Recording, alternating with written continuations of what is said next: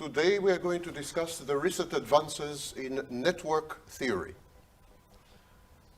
A lecture, seminar is going to be divided to 3 parts. The first part would be general introduction to the characteristics of networks compared to the characteristics of hierarchies. Then we're going to discuss the life cycle of networks, which is where it becomes interesting. And then we're going to discuss how information, goods, and benefits flow in networks and how you can increase these benefits, information and so on, according to the most recent studies, as late as 2016. The study of networks started in the 1940s, believe it or not. But we didn't make much progress until, I would say, 20 years ago. And the reason we didn't make much progress is that until about 20 years ago, everything was organized in hierarchies, not in networks. And then 20 years ago, people started to experiment with networks. Can you tell me why? What happened 20 years ago? Guess. Internet, computers more precisely, computer networks. It was the first case where we could study networks in an isolated laboratory-like environment, and also the first case where we could study networks with millions of participants. In the past 20 years, we have learned more about networks than we have learned in the preceding 50 or 60 years. So now we know a lot about network, but still very little.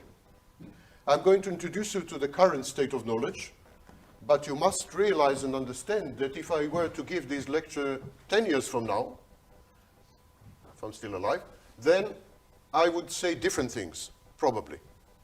The other option is that I will carry on talking for 10 years, and then we see what happens. So it's up to you. Zoran smiles. He wouldn't mind. But it's fasten your seatbelt. Okay. We all come across networks, obviously.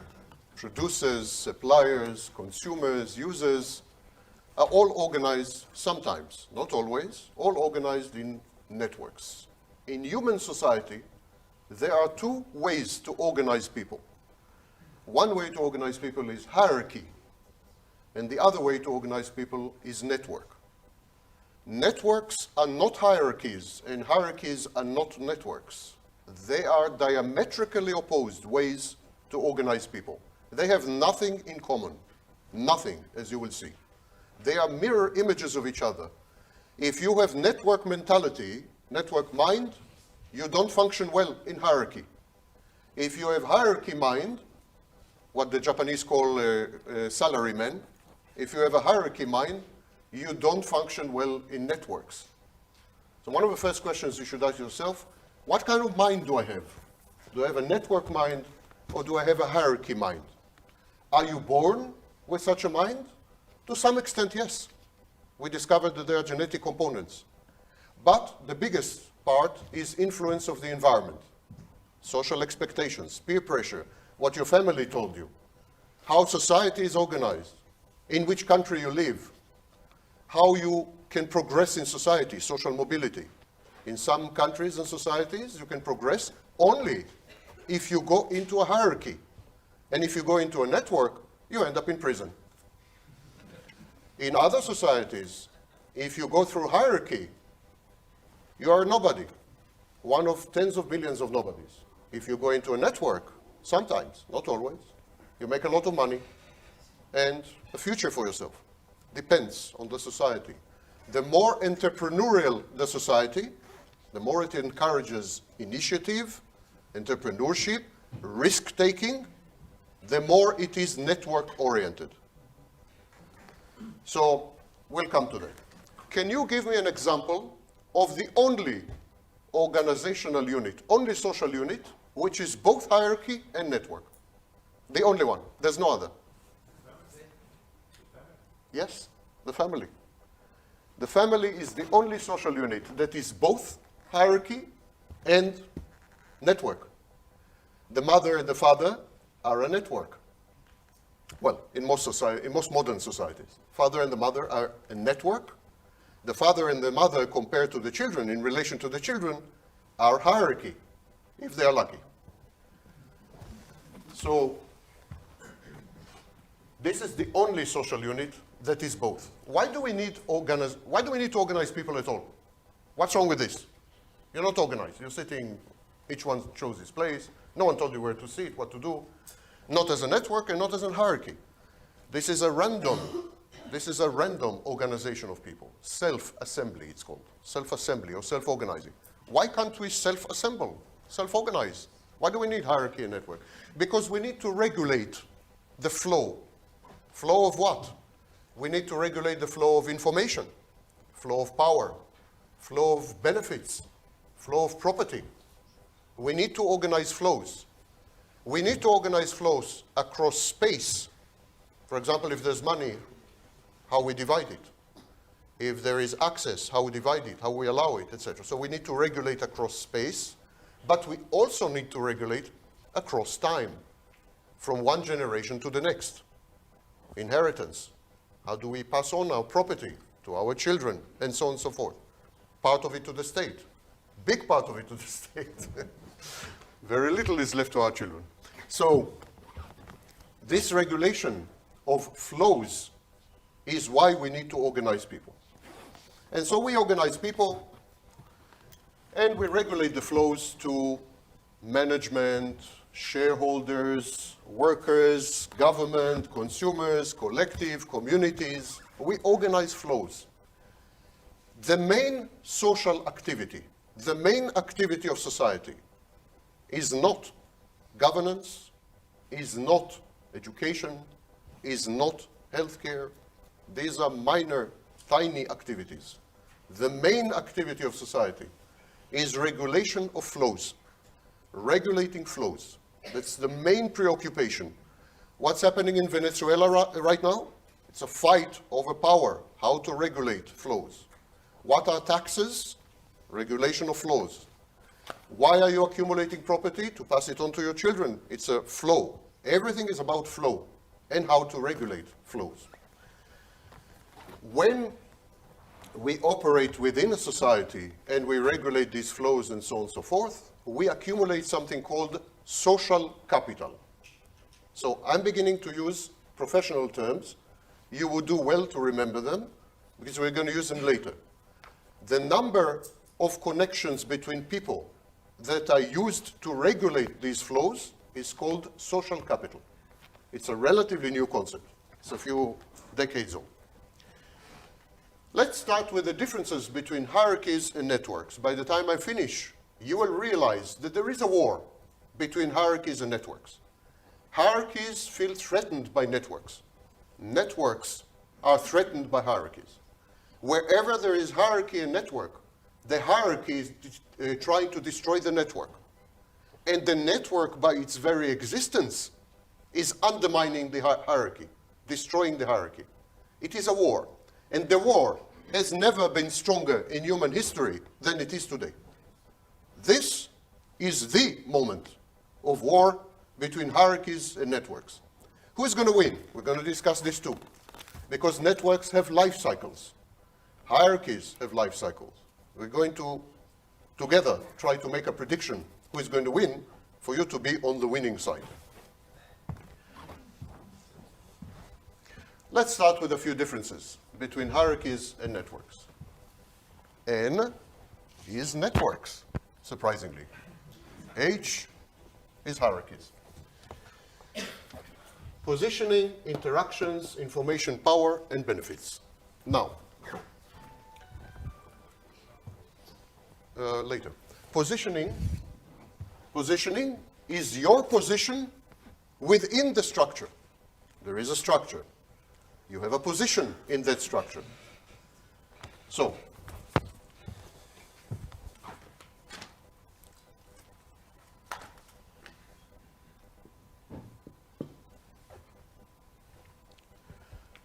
your position in the hierarchy is determined by space.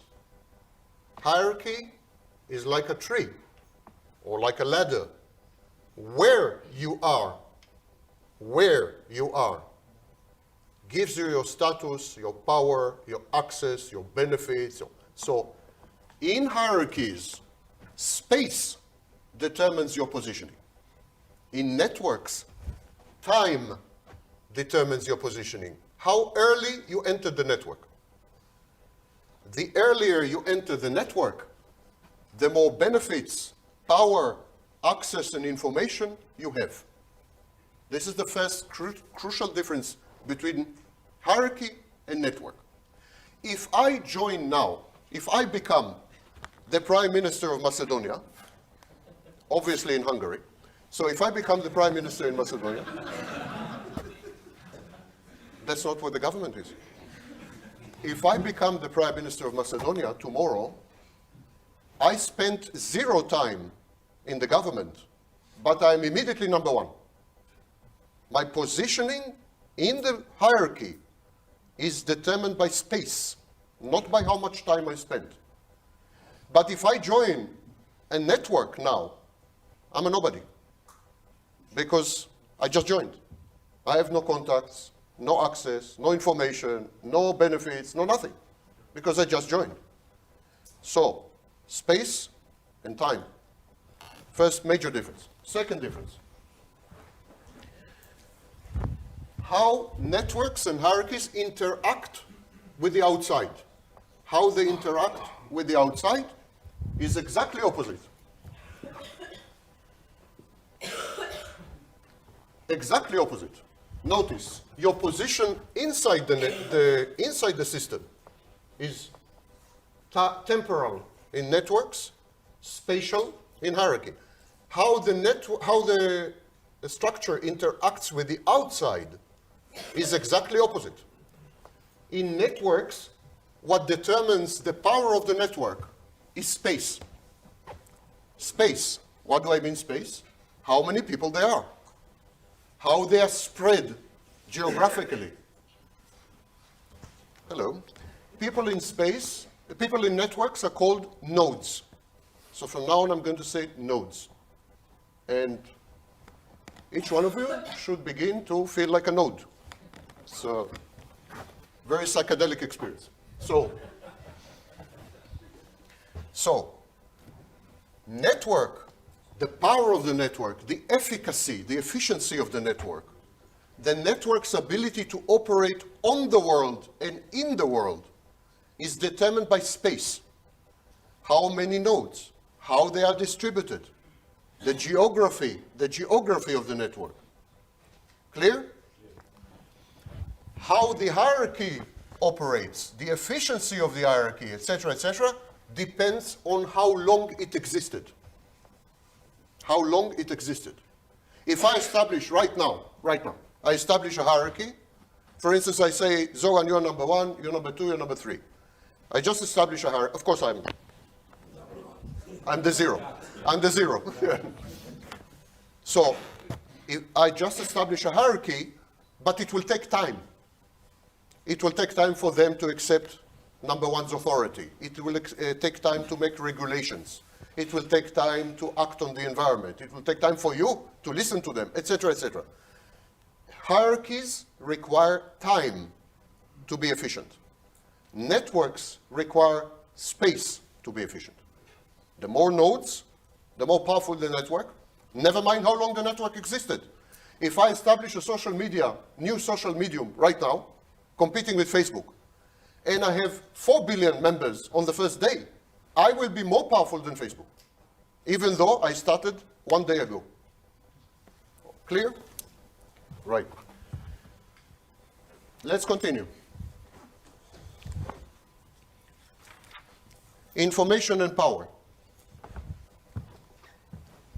Information and power in hierarchy flow like this, and in network flow like this.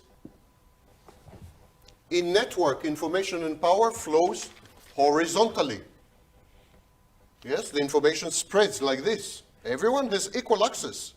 There's no secrets. Secrets are the key to hierarchy.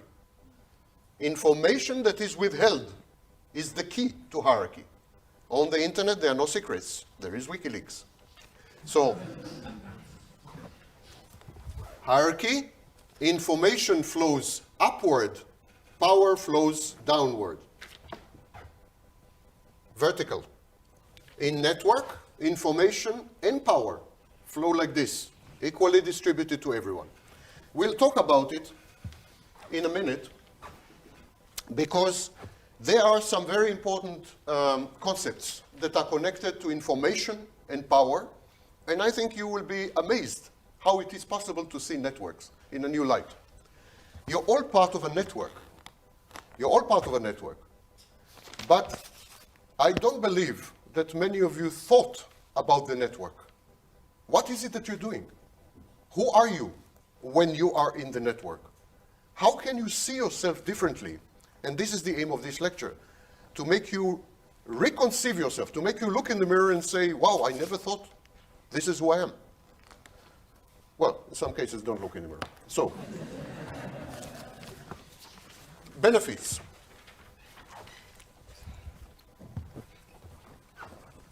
Benefits, exactly the opposite.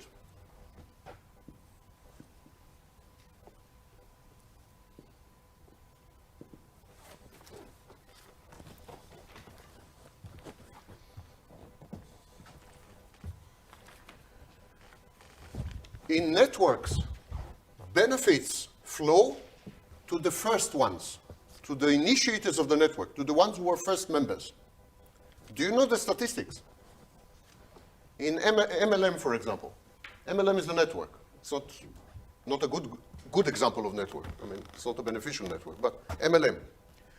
In MLM networks, the first initiators, the first 1%, the people who joined the network, the first 1%, make 92.6% of the income. The first 1% who joined. This is the situation in networks. The first one make the most. Zuckerberg makes more money than you. You are both on Facebook. Well, than some of you. Zoran, I mean, put him aside. So, the earlier you join the network, the more income you have. Any type of network, by the way. Doesn't have to be MLM or social media or whatever. Any type of network. The first one make much more money and benefits than the later ones or the last ones. In hierarchy, it's not like that. In hierarchy, the benefits are determined in advance according to your position in the hierarchy. And everyone on that position gets the same. So, if I joined as the manager of a factory now, and someone else was manager of the same factory for 15 years, we will get the same salary. Time doesn't matter. Your position matters. So, benefits in hierarchies are horizontal. Benefits in network are vertical. You can already see that network is a mirror of hierarchy. It's like left-right. It's like looking at a mirror. Time, space, space, time. Horizontal, vertical, vertical, horizontal. It's exactly mirror. This is why hierarchies feel very threatened by networks. Because what is the network telling the hierarchy? The message of the network to the hierarchy is, I can do it exactly opposite to you and have much better results. It's a frightening message. If you are government, if you are police, if you are military, if you are prison system, if you are healthcare system, it's a frightening message. I can do it exactly opposite to you. Exactly. Where you use space, I use time. Where you're vertical, I'm horizontal. Where you're horizontal, I'm vertical. Exactly opposite to you, and I will be more successful than you. It's a frightening message. So hierarchies suppress networks, fight them. And in some countries, for example, China, Russia, imprison people who are in networks. Because, of course, religion is a network, as we will discuss later. So you are beginning to see the differences. Now,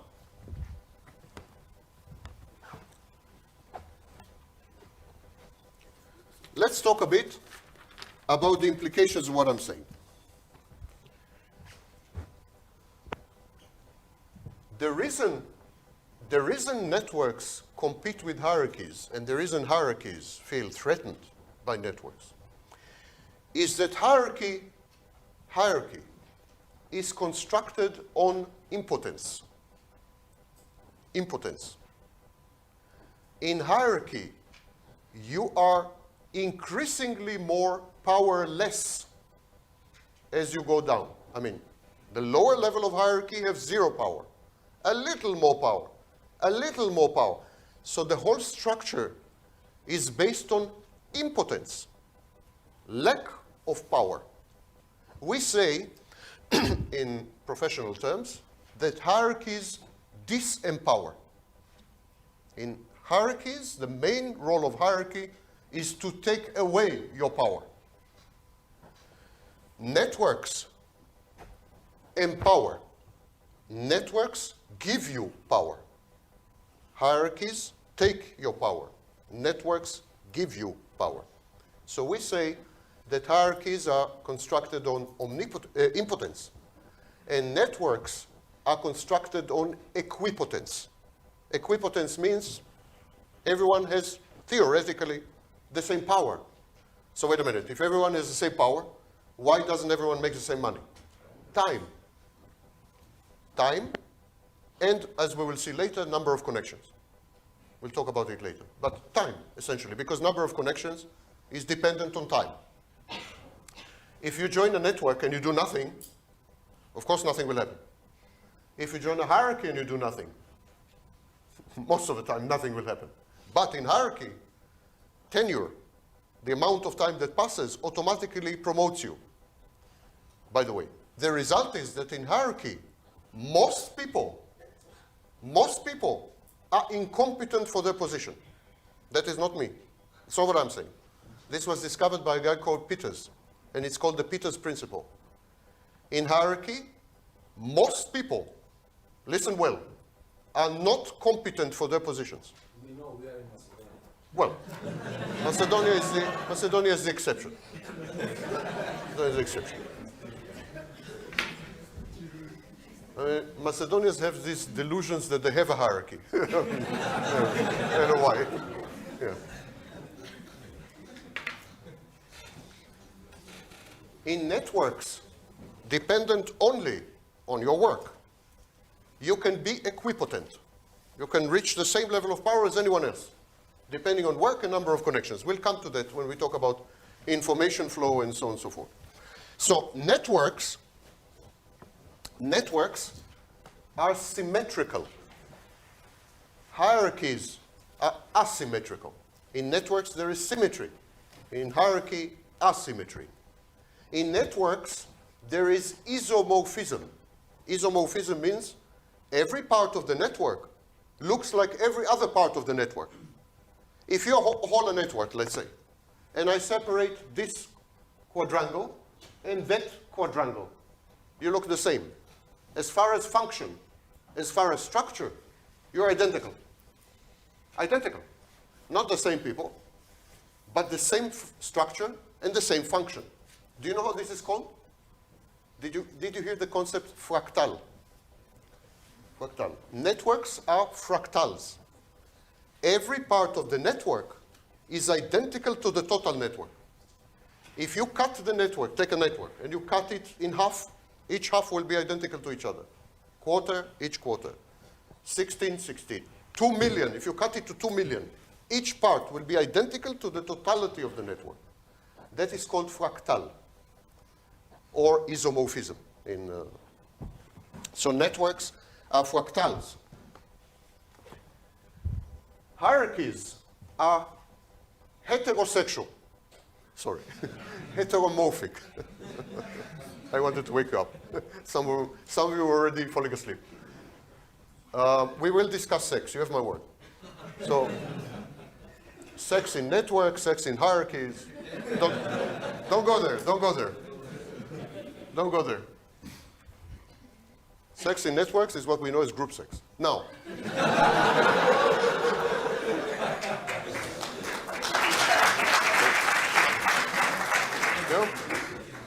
thank you. We'll go into details in the second part of the lecture. It's my way of keeping you here.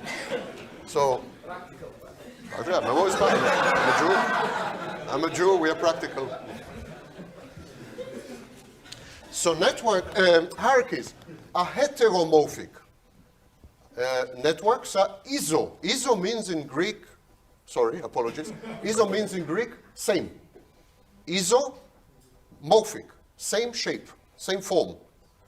So networks are same form. Whatever you cut them, each piece will be like the whole network. Hierarchies are heteromorphic. Hetero means other shape. In other words, if I cut the hierarchy at the top, and if I cut it at the bottom, of course it's not the same. Each part is totally different. So hierarchies, what hierarchies do, they take your power away. They take your power away by not being the same everywhere. So by being heteromorphic, the hierarchy takes your power. Hierarchy tells you, listen, I am not the same in every point. If you want power, you have to come there. Only there is power. Here, there's no power. That's the hierarchy. Only there's power. Network is telling you, never mind where you go, never mind where you sit in this sala. You have the same power. Same opportunities, same power, same access, same information. Equipotence. Empowerment.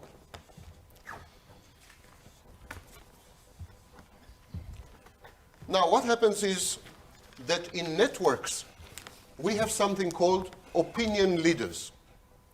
So, in hierarchies, we have leaders. They are called normative leaders or regulatory leaders. These are leaders in hierarchies that rely on the law, on regulations, on something written, and on violence. What is typical of hierarchies? They use violence. And I'm kidding you not. There are many forms of violence. If you work in a company, the boss can fire you. It's violence. If you go against the state, they can imprison you. That's violence. If you serve in the army, that's violence. Hierarchies are constructed around, if you go to a hospital, what happens in a hospital? The doctors and the nurses decide what you will wear, where you will, in which bed you will be, what medicines you will receive. It's violence. I'm a medical doctor, so I'm not against doctors. So, but it's violence. The state is telling you what you can and cannot consume.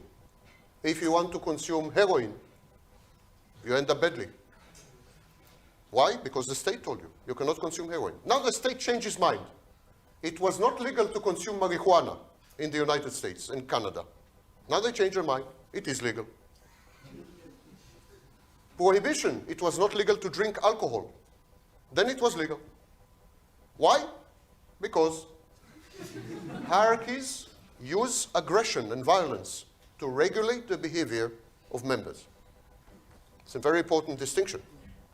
And consequently, they have normative leaders. Leaders that rely on norms, rules, laws, regulations outside the hierarchy. It's like the hierarchy reflects some written code, obeys some written code. Networks rely on opinion leaders. There's a very huge distinction between leaders, normative leaders, and opinion leaders. Normative leader can use violence if you don't obey him. He can fire you, he can imprison you, he can. Normative leader has power.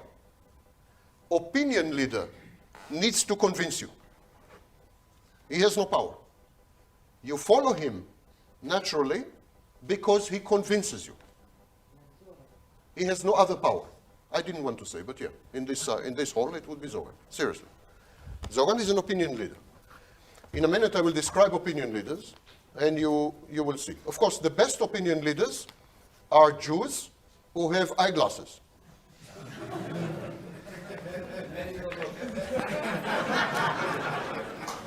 These are the best opinion leaders.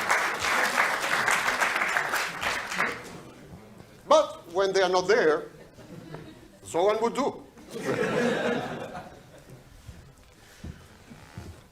No, but seriously, Zoran is an example of an opinion leader. If you think of him as a phenomenon, not as a person, you will more or less begin to understand what is an opinion leader. But we will analyze it, yes? So opinion leaders are first movers. First movers mean they hear some idea and they immediately adopt it. And they begin to work, and so they are first movers. They are early adopters. I mean, they can be early movers or early adopters or. So some of them are first movers. Some of them are early adopters. Early adopters are people who adopt technology the minute it is out. There's new technology, they run to the shop or whatever and they get the newest technology. So they are the first ones to have iPhone X, iPhone 10, iPhone 11 before it came out and so on. They always have the newest technology. Early recognizers. Early recognizers, these are opinion leaders that recognize trends. They see trend before it happens. So they are early recognizers. And they are pioneers, like Tito. So, because they are all these things, they are there. They're in the network long before there is a network. Normally, they accrue the most benefits. Opinion leaders always have much more benefits than members of the network. Not because the network is unfair, not because the network is asymmetrical, but because they are the ones who actually made the network. They created the network, and the network compensates them for creating it, which is totally normal. There's no hierarchy, they have no power, but they bring so many people into the network that they benefit from it. Benefit could be money, could be power, could be prestige, could be reputation, and could be very beautiful girls. And very beautiful cars in which to put the beautiful girls.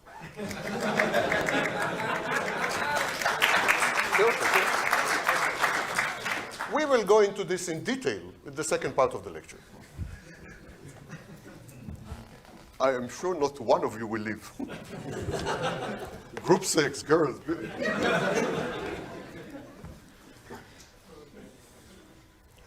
The position of the opinion leader, and we will talk about opinion leaders this time seriously. We will analyze opinion leaders in depth in the second part, where we discuss how things flow through a network, how money flows through a network, how power, how influence, how information, how everything flows through the network. That we'll do in the second part. So then we'll discuss opinion leaders in great detail because they're crucial to the network. But just to say now that opinion leaders have priority in the network, not in the sense that they are superior, but they have priority because they have some privileges that are the result of the time they spent in the network. For example, opinion leaders have much more information than other members, simply because they were in the network much longer. So they know many more people. They know how to operate the network much better, and so on and so forth. They have access, better access to the network, and consequently they have outcomes, better outcomes. Now, here is, by the way, we call all this, access, benefits, knowing other people, influence on other people, we call all this clout. So, opinion leaders in a network have clout. And there was a period, I think, that Twitter had a clout meter, if I remember correctly. I'm serious. They had a meter, how many people retweet you, and so on. I think it was called clout meter. So this is called clout. Now, here's a very important concept, which we are going to use. I'm sorry, this is like introductory phase. We are...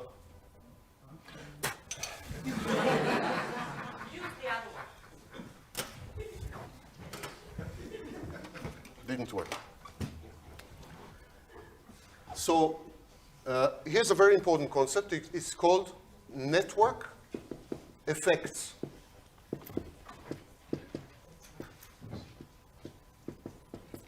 or externalities.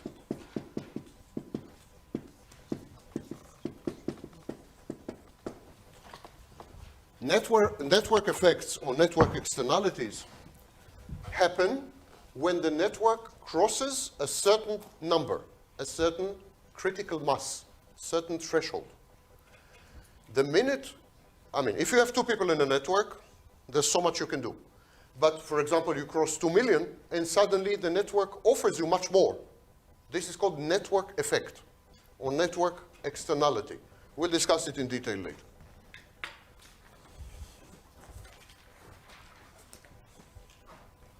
I want now to, again, this is the introductory part. Let it be clear, I'm introducing concepts and so on. Later on, we'll make use of these concepts. And of course, in 4 hours, we can touch only that much. Network theory is enormous. But I will do my best to introduce you to some basics and so on and so forth. After that, those of you sufficiently insane can go online and read about it and so on. So I would like to mention network psychology. Network psychology. Again, we're going to make use of two concepts.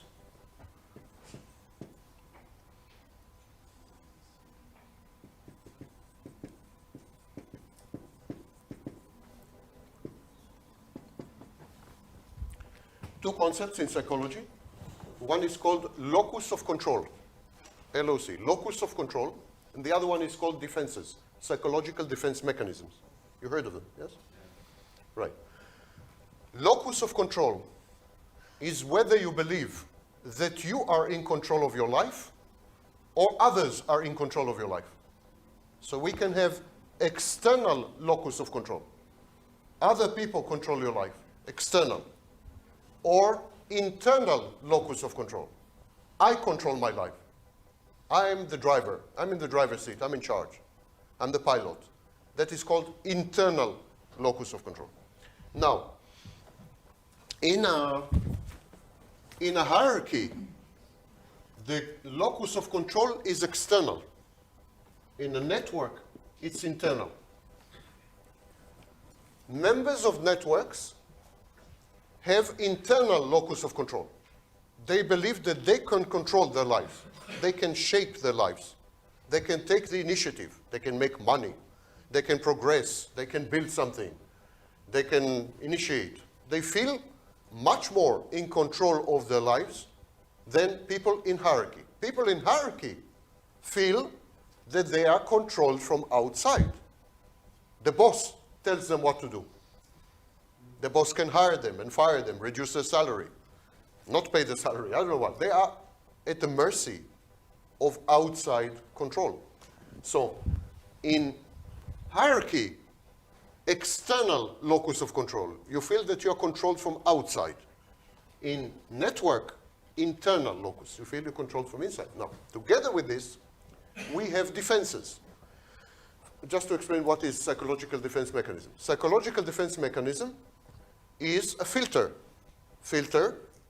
that distorts reality, changes reality so that you don't feel bad. If any of you would see reality as it is, you would all feel extremely bad. Reality is what we call ego dystonic. Reality makes you feel bad, uncomfortable. Because reality humiliates you and insults you and puts you down and you fail and reality all the time gives you bad information. So, all people, without exception, have psychological defense mechanisms, many.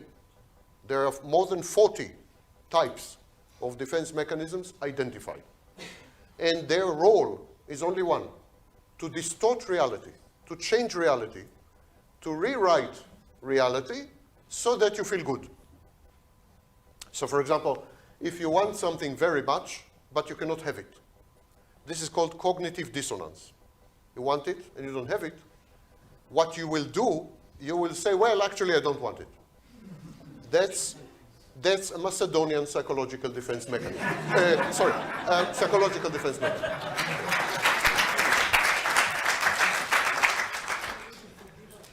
All defense mechanisms are divided to two big families. Two big families. All defense mechanisms are divided to two big families. One family is alloplastic defenses, and the other family is autoplastic defenses. Alloplastic defense, blaming other people, life, the universe, the government, your neighbors, your colleagues, your boss, and of course your wife, for everything that's happening to you. Bad. Sorry? It's happening bad. Everything bad that's happening to you. Of course, your wife is never responsible for anything good that's happening. So, everything that's bad. So that is called alloplastic defense. We blame others. Autoplastic defense, I am guilty. I'm taking responsibility. I'm to blame for anything bad that happens to me. Alloplastic, autoplastic. So, of course, in hierarchy, we have alloplastic defenses. If anything bad happens to me, it's my boss, my colleagues, they don't know to appreciate me, etc., etc. In network, usually it's autoplastic defense. Usually, not always. But in most cases, it's autoplastic defense. If you did not succeed in the network, in 99% of the cases, it's because of you. You did not work hard. You did not make contacts. You did not. It's in network, you have all the opportunities open to you. No one is blocking you. No one's preventing you. No one. So if something goes wrong in a network, it's usually truly your fault. And if something goes wrong in a hierarchy, it's usually truly not your fault. So alloplastic defenses and autoplastic defenses. So you can see again that hierarchy and network are mirrors, exact opposites. Two competing, it's a competition. It's a competition, you must understand this. These are two organizing principles, and they are competing on the souls of human beings. You have two options. You choose how to organize. And until now, for 10,000 years, we tried hierarchy. I'm sorry to tell you, it didn't work too well. Hierarchy didn't work well. The last experiment, we are now right now inside this last experiment of hierarchy. It's called the nation state. This experiment started in the 19th century. It's also not working well. We tried empires. We tried nation states. We tried companies. We tried everything with hierarchies. We tried a million forms of hierarchy. None of them worked well. We tried banks. We tried, So we are now beginning to think that hierarchies is not such a great idea. That actually it was invented by the elites to take advantage of the masses. That is some kind of ismama. So we are shifting from hierarchies anytime we can, because hierarchies are very powerful. And remember, they use violence. So we are trying to walk carefully in the dark, no one to notice that we are shifting to networks. So we are beginning to have business networks, direct sales networks, social networks. I mean, we are gradually moving very slowly to networks. Hierarchies are not happy. For example, well over 40% of the internet has been cut off. Saudi Arabia, China, Russia are cut off from the internet. You don't have free internet access anymore. I know, I came back from Russia, I was there 2 years. You can't access the internet, it's totally blocked in every which way. So hierarchies are fighting back, and they are beginning to undo networks. So they are going to criminalize networks. They're trying to criminalize networks. They're trying to regulate networks. They're trying to limit networks. They're fighting. There's a fight. There's a war going on. And you are in the middle of that war. Whatever choice you make, you are choosing sides. Make no mistake about it. So this is a psychology. Now, in every organization, again, remember we're in the introductory phase. In every organization, there are human emotions, normally. And one of the major human impulses is aggression. How do hierarchies and networks regulate aggression? How do they? Because aggression is given. Even in network, where everyone is equal, where opportunities are open, where it depends only on you and how hard you work, even there, you will feel frustrated. You will feel envious. You will be envious. Envy, very powerful emotion. Frustration. and so on. How do you, and this creates aggression. In 1939, there was a guy called Dan Dullard. Dullard, by the way, in English means dosaden. No, but it was not his fault, I checked. So his name was Dan Dullard, and in 1939, he came up with a hypothesis in psychology called frustration-aggression hypothesis. It means that if you're frustrated, if you're envious, you will try to externalize it as aggression against the source of frustration and envy. So all organizations, where they are humans, they are bad emotions, like this. But networks and hierarchies, again, are completely different. How they regulate these emotions. In hierarchy, such emotions are prohibited. Prohibited and punished. If you go to your boss and say, listen, I envy you, and you make me very frustrated. Well, next conversation will be with a different boss. But you can go to someone in a network and openly say, you know, I'm frustrated, I'm trying, I'm not succeeding, can you teach me, can you help me? I mean, networks encourage and allow open aggression, actually. Networks are very aggressive structures. That's why we see in Facebook, the comments, or YouTube, the comments are very aggressive. And that's why there is no censorship, no censura in networks, social networks and so on. Because it's a free place to express who you truly are, without fear. Without fear. You're aggressive, you're aggressive. And the networks self-regulate the aggression. They provide feedback that modulates, and that's called, this process is called modulation. So networks modulate aggression. Hierarchies, no. Hierarchies bottle up aggression, don't allow you to express it. If you express it, you're kaput. So you don't express aggression. Consequently, in hierarchies, we have another phenomenon which does not exist in networks, and it's called passive aggression.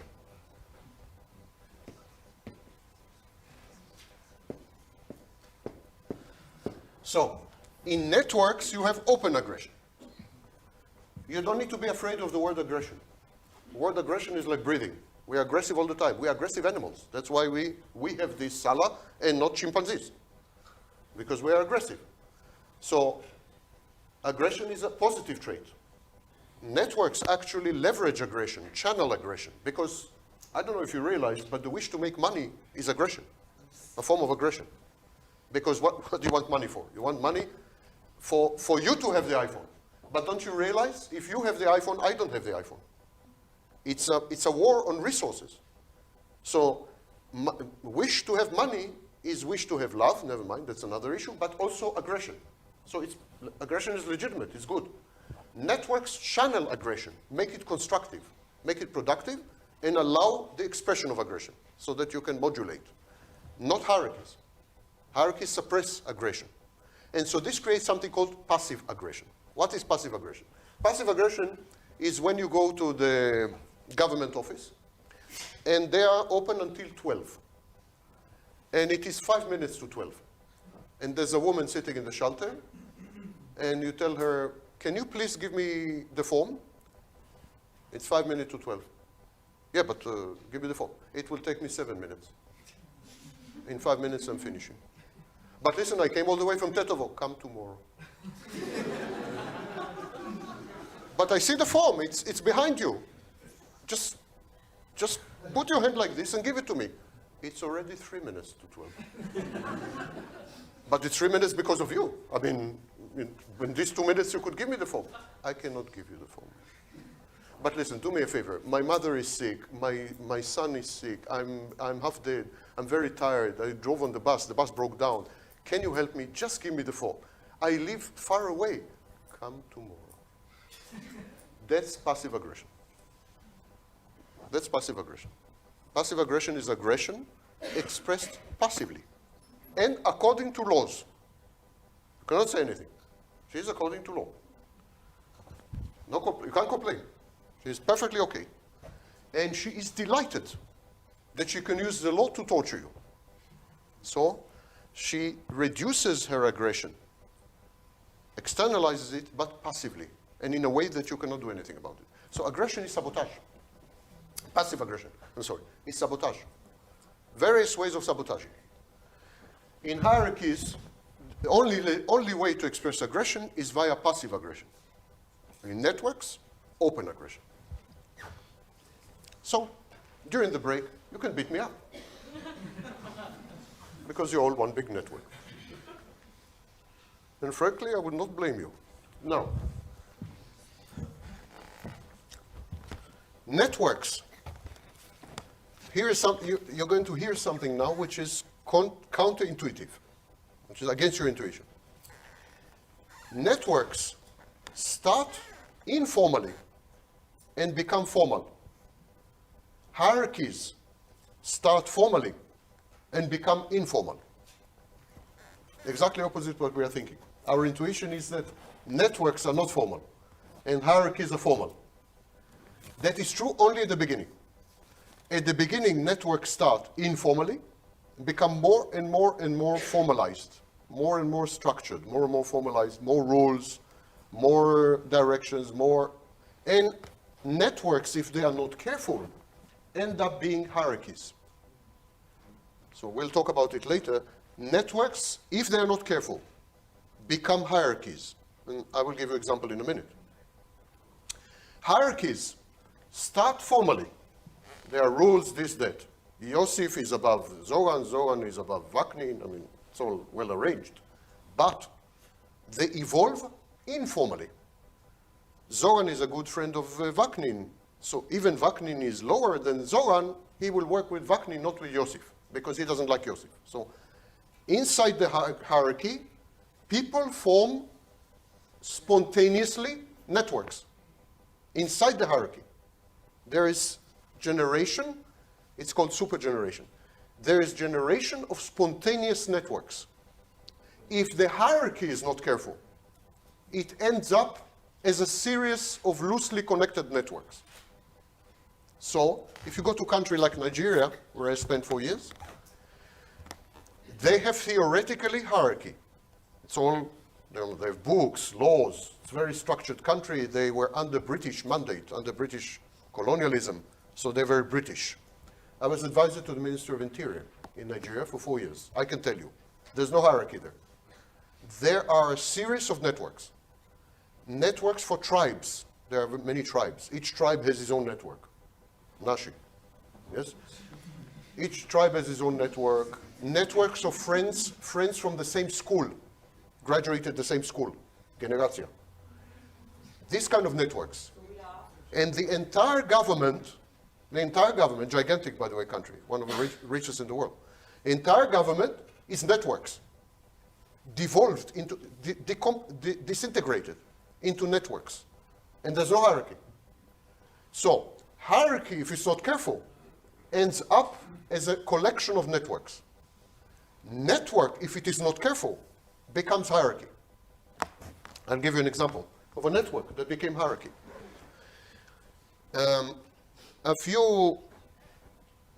When I was younger, that was when the last dinosaurs were dying. My father brought me a small brontosaurus, I remember. So, when I was younger, a group of us, academics and so on, we made a collective, and we called it Nupedia. There were 100 of us, 100. And we called ourselves the Council of 100, and never mind. We made a network. It was a network, total network. Everyone was equal, there was nothing, and we all created Nupedia. Nupedia was an encyclopedia. We wanted to write encyclopedia. Each one of us wrote entry, submitted to all the other 99, and the 99 made comments, total network. I mean, there was no hierarchy, no editor, no nothing. It was network. One of the guys joined, his name was Larry Sanger, and Larry said, I have a good friend, his name is Jimmy Wills. He's very good at organizing things. Can I bring him just to organize a website so that we can all submit? And Jimmy said, listen, we can use Wiki, and it became Wikipedia. This is how Wikipedia was formed, created. And Wikipedia until 10 years ago was total network. Total. all the characteristics of networks. Even editors were equal to contributors, and anyone could contribute. Anyone could come from outside and contribute, and change the Wikipedia, rewrite entries, and so on and so forth.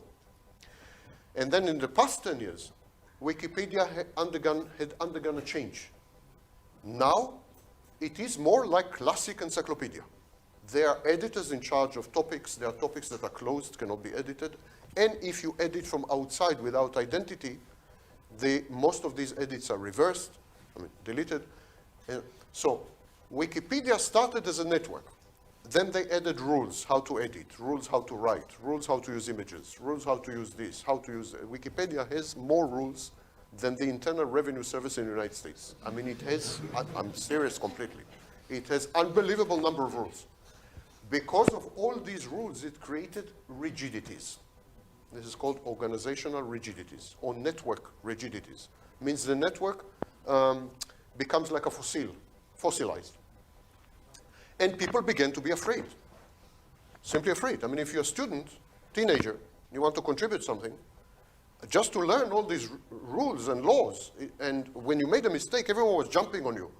You know, you're an idiot, go to this rule, that rule. So gradually, Wikipedia had, at any given moment in the late 1990s, let's say, at any given moment in 2005, Wikipedia had 3 million contributors, 3 million.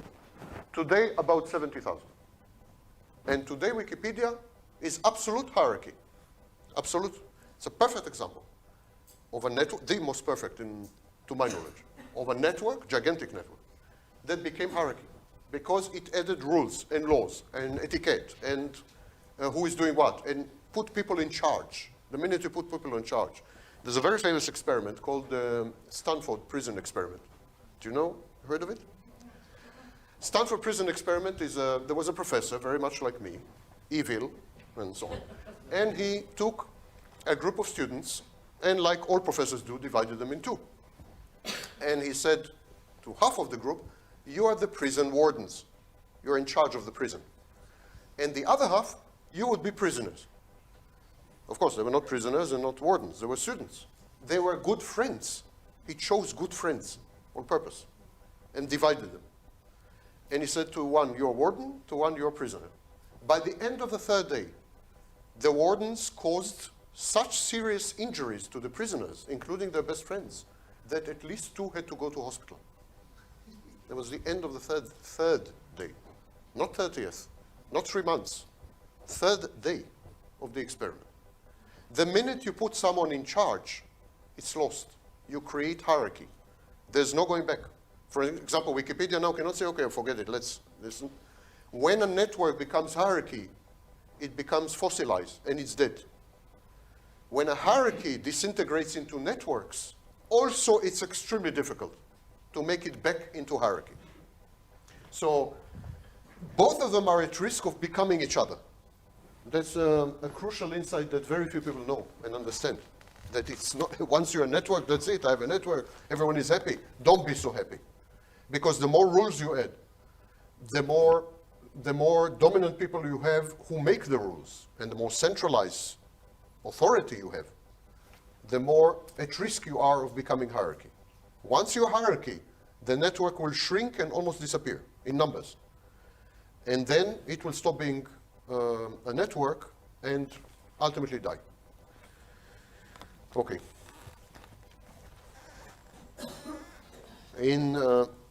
What's the difference between informal and formal? Informal and formal networks. I keep mentioning informal and formal. I will give you a very simple sentence, very simple test. What is formal, what is not formal? In informal, Zoran is taking photos. So. No, that's V. V for Vitanov. No. Even Churchill was doing it. Churchill, when he saw Zoran, he always did this. V for Vitanov. V for Wagner, yeah. Yeah, that was Wagner, true. Dinosaurs. So, informal, formal. I'll give you a test to see if you're in informal or informal. If you are in informal structure,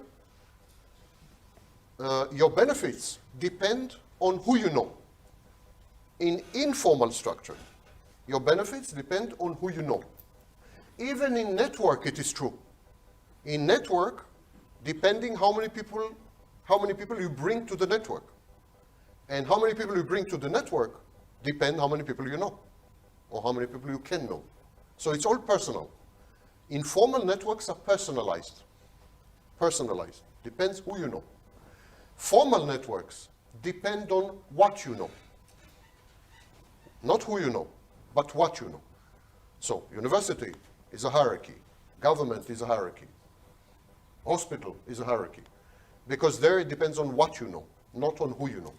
So what and who.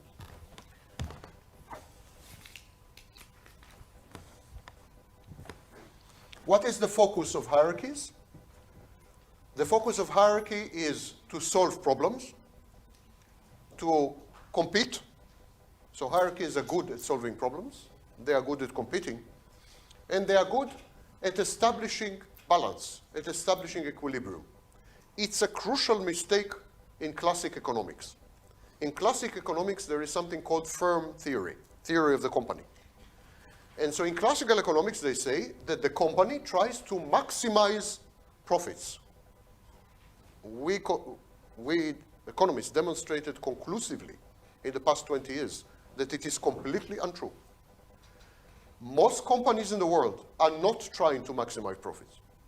They are trying to survive. The main concern of companies is to survive, not to maximize profits. So as long as they survive and they make profit here, there, and if it's growing like 2% a year, they will be okay. They will not. The only time that companies want to maximize profit is when there is a very powerful competition, very strong competition. Otherwise, they are not interested in profits. They're interested in something called homeostasis, or equilibrium. So we call it good enough firm, the good enough firm. So hierarchies are about survival. If you go to any minister in any government, the minister is far less interested in his ministry than he is in how to survive in the government. I'm not kidding you. I mean, yeah. People in hierarchies are obsessed with survival. Survival of the hierarchy and survival of themselves in the hierarchy. On the red chair. On whatever chair they have. So hierarchies are good for solving problems, for competing, and for survival. Networks are good at facing challenges, so they're very flexible. They react well to challenges. Adopting innovation, novelty, innovation. Growth, they're very good at growing. And technological management. Now, two concepts that are crucial to networks: disruption, disruptive technologies, disruption, which is part of this equilibrium, and management by chaos. Let's try to explain. Disruption means that networks welcome dramatic changes. Total change. Networks welcome it. They adopt disruptive technologies, for example. Schumacher, which was an economist, called it creative destruction. Networks adopt disruption and creative destruction, and they manage by chaos. Networks are chaotic. By the way, there is a theory in mathematics called chaos theory. And to describe networks, the best mathematical tools we have are fractals and chaos theory. Because networks are chaotic. Networks manage themselves via a process of creative chaos, synergy, interaction, everyone with everyone, and so on. Networks are very chaotic. And they are very disruptive. It is not unusual for a network to have one character 1 year, and you come after 1 year, and it looks completely different. It has different goals, different technologies, different direction, different remuneration mechanisms, different distribution of money, different people also. Networks exist independent of people, like hierarchies. Hierarchies also exist independent of people. But networks are heavily dependent on opinion leaders. So they are fixed. If opinion leaders leave, the network usually falls apart. Hierarchy is impersonal. Hierarchy can survive, even if the people leave and go to Hungary. So,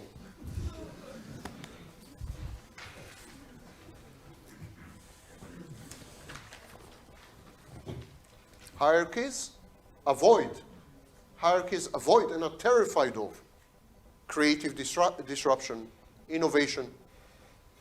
Hierarchies punish people if they try to innovate or they try to destroy the paradigm of the hierarchy, the philosophy of the hierarchy. So we say that hierarchies are inertial. Finally, before we go to the next part, which I hope will be a bit more, I'm sorry, but we had to go through this introductory phase. I had to teach you all the concepts and so on, because otherwise you will not understand the word I'm saying later, and even I don't understand what I'm saying. So some of you should understand. I mean, someone here should understand. What the hell am I talking about? If it's not me, at least you. I mean, yeah. So networks have something called homophilia. It is not the opposite of homophobia. It's not about homosexuality. Although I know, you're all waiting for the second part, group sex and everything, but homophilia. Homophilia means like-minded people. Was it earlier network? There was earlier network that disintegrated. What? Istomislensi, yes. Like-minded people, when you have a situation where like-minded people congregate, we call it homophilia. So hierarchies and networks are homophilic, both. Actually, networks are more homophilic than hierarchies. If you try to enter a network and you attack, for example, the philosophy of the network, the ideology of the network, networks react much more aggressively as a group, as a collective, than hierarchy. Because people have something called catexis. Catexis is emotional investment. People are invested emotionally, involved emotionally in a network. They are not involved emotionally in a hierarchy, unless they're mentally insane. So when you are working with a hierarchy, you work with a hierarchy. You go there, you do what you have to do, you come back. But when you're in a network, it's highly personal, and there's a lot of emotional investment, process called catexis. So when people come from outside and disagree with the network, attack the philosophy, attack the direction, expose problems in the network, including crime sometimes, depending on the network reacts very aggressively as one body. And can become, depending on the network, violent. So we say that networks, almost all networks, have cult-like elements. They're a bit cultish. They're a bit like cults, while hierarchies are not. So networks are homophilic, and they're also homophilic because of peer pressure. Inside hierarchies, there is no peer pressure, literally. But in networks, there is. What is peer pressure? Peer pressure is when you are with people who are members of the network, and they all push you to agree on a certain position or a certain fact. There was a famous experiment in psychology where a professor took a group of students, of course. I don't know how students dare to go to Faculty of Psychology. I mean, it's one of the most dangerous places on earth after ISIS. So one day they will abuse students. To abuse students is a pleasure, I must say, from personal experience. But still. So there was a famous experiment where a professor took 10 students and then told one of them to leave the room.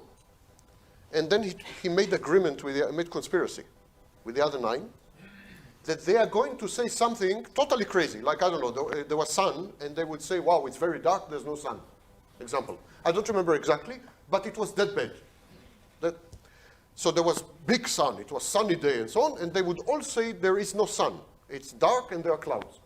Okay? And then the 10th student entered the room. And the professor said, look out the window, look at this storm. look at these clouds. And all the 9 students said, yeah, wow, how will we go home? It's horrible, this. And the 10th student looked, it was sunny, severely sunny. Ultimately, he agreed that it is a storm. This is the power of peer pressure. Now, in network, peer pressure is amplified. This is called nodal amplification.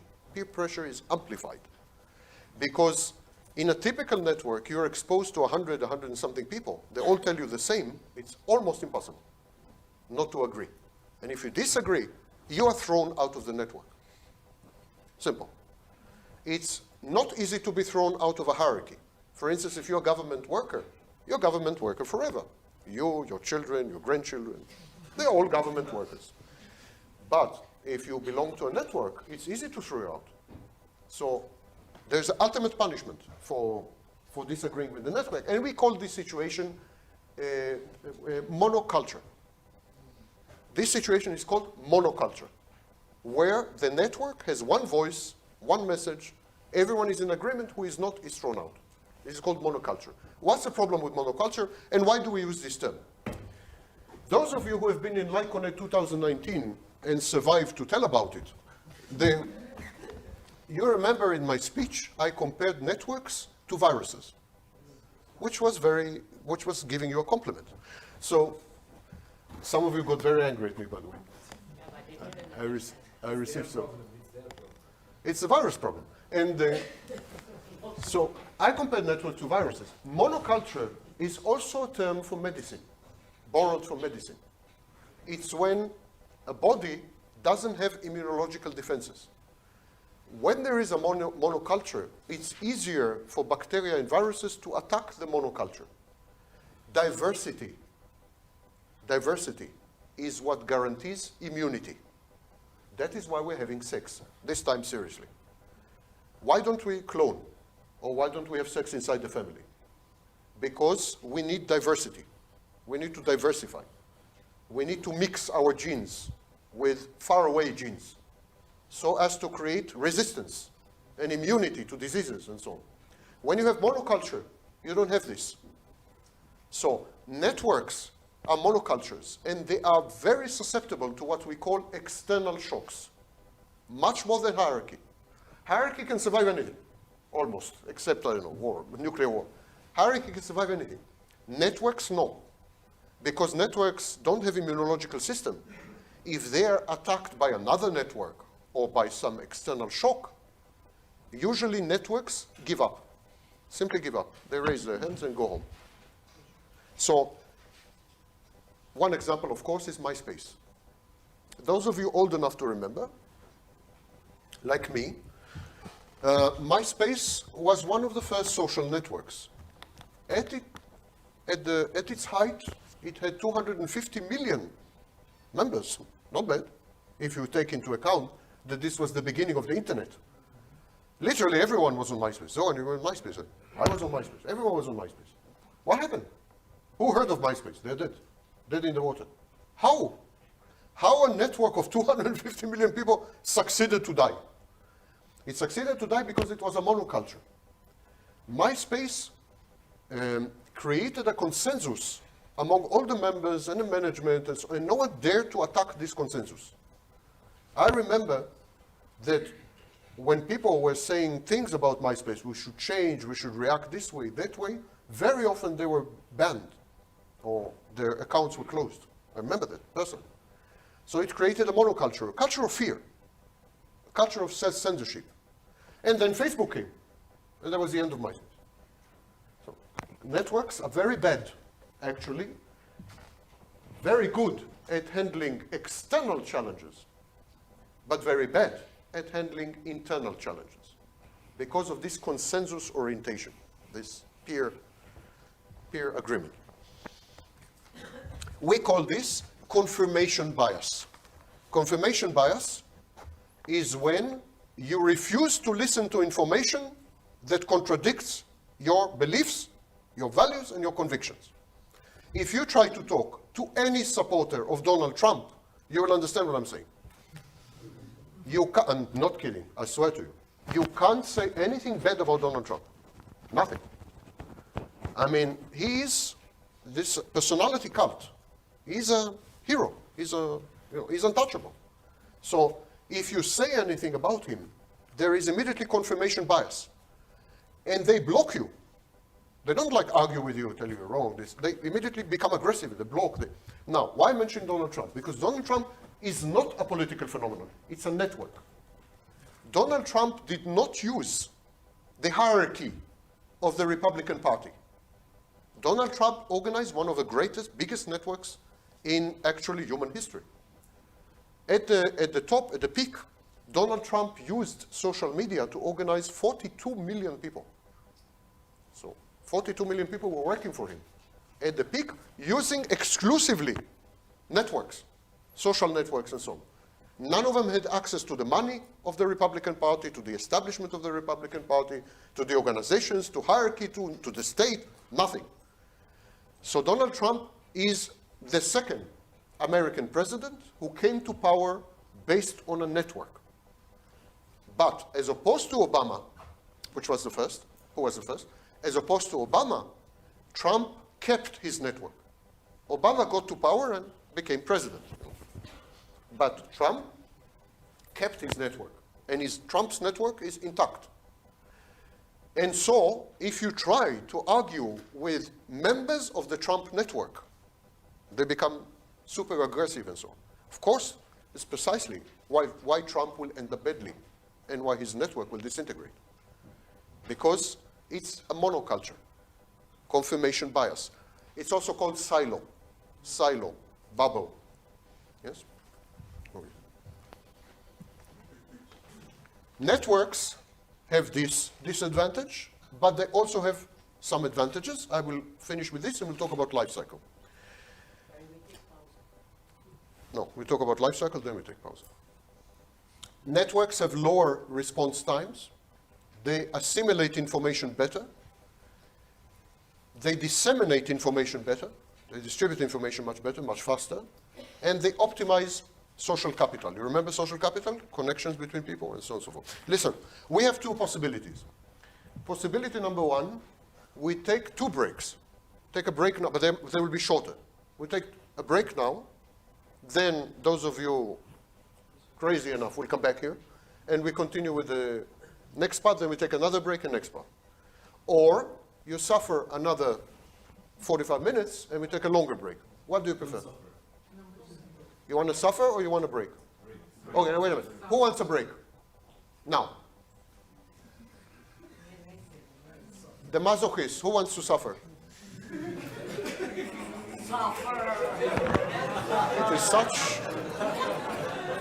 It is such a pleasure to torture you. Thank you. But I must say that I would appreciate something to drink. How can I give up this opportunity? They're begging to be tortured. I mean, I don't have many chances like this. Okay, Lydia, I put it to a vote. It's a network. It's a network here. It's equipotence, no hierarchy. Okay, I will be Fala. Who gave it? You say network? Dissemination of information, reaction, fast. Seriously, in hierarchy, I would have to file a request for water in 3 copies. Then I would file it and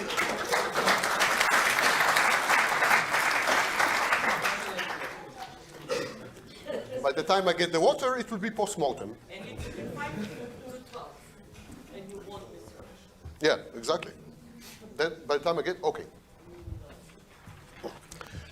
Now, some of you heard this before, because it was part of the speech in LICONET 2019, but there will be additional material. So,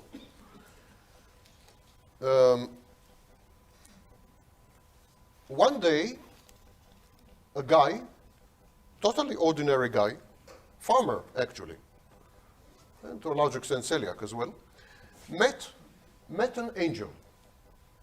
Actually, met a prophet, not an angel. And the prophet told him, if you go to New York, and you dig in this location, you will find plates made of gold. And on the plates made of gold, there is a text written in a language that no one knows. It's called Reformed Egyptian. And so he went to New York, he dug up the pavement or whatever, and he found the golden plates on which there was the text. Then this prophet that told him where to find the plates, please listen to this story. You must listen to this story. The prophet, human being, yes, who told him where to find the plates, died and became an angel. And then he came back to this guy as an angel. And he told him that he must reconstitute the church, Christian church, based on these plates. And the guy told him, listen, I found the plates, but I don't know what's written on them. And the angel told him, don't worry, leave it to me. I will translate the plates for you. So he translated the plates for him. Okay. And that guy established a network. You've heard the story. By the way, of course, the angel's name was Moron. I'm not kidding you. That was the angel's name, Moron. Now, let me ask you a question. This guy comes to you and tells you the story. I met a prophet, golden plates, there was writing on the golden plates, then he came back to me as an angel, he translated the plates for me and so on. And I'm establishing a network. How many of you would join this network? How many people do you think joined this network based on this story? Nobody? Try a bit higher. How many people, based on this story? 16 million. 16 million joined this network. It is known as the Mormon Church. Let's try something else. This is clearly crazy, yeah? There's a more recent guy, and he says that Earth has been invaded a long time ago by reptiles. These reptiles shapeshift. They can look like humans. They're humanoid. They drink blood, but they drink blood only at night, and they do it only underground. Now, these humanoid reptilians change their shape so they can look like any leader in the world. And many of the leaders are not human. They are these reptiles who drink blood in the underground at night. They are these reptiles. For example, Elizabeth II, which, looking at her photos, it's a possibility, I must admit. Yes. Elizabeth II, George Bush, again, not a bad example, and so on. How many people do you think, and this guy established a network. How many people do you think joined this network? Give a wild estimate. I told you the story, this is a complete story. I summarized it for you. That's the story. Based on this story, how many people do you think joined this network? 200 million, 4 million. Depending on the country, between 4% and 7% on the population. An average of 4.8% of the global population. 4.8% of the global population believe firmly, argue, punish you if you dare to say otherwise, that there are reptilians who rule the earth, drink blood underground, and they become, whenever they want, Elizabeth II, and so on and so forth. They firmly believe it. It's not pretend or anything. They believe it. It's a belief. Now, all of you feel very good with yourself, because these stupid people, they believe in reptilians and so on. You believe that a Jewish carpenter was the son of God and came back from the dead. That's what you believe.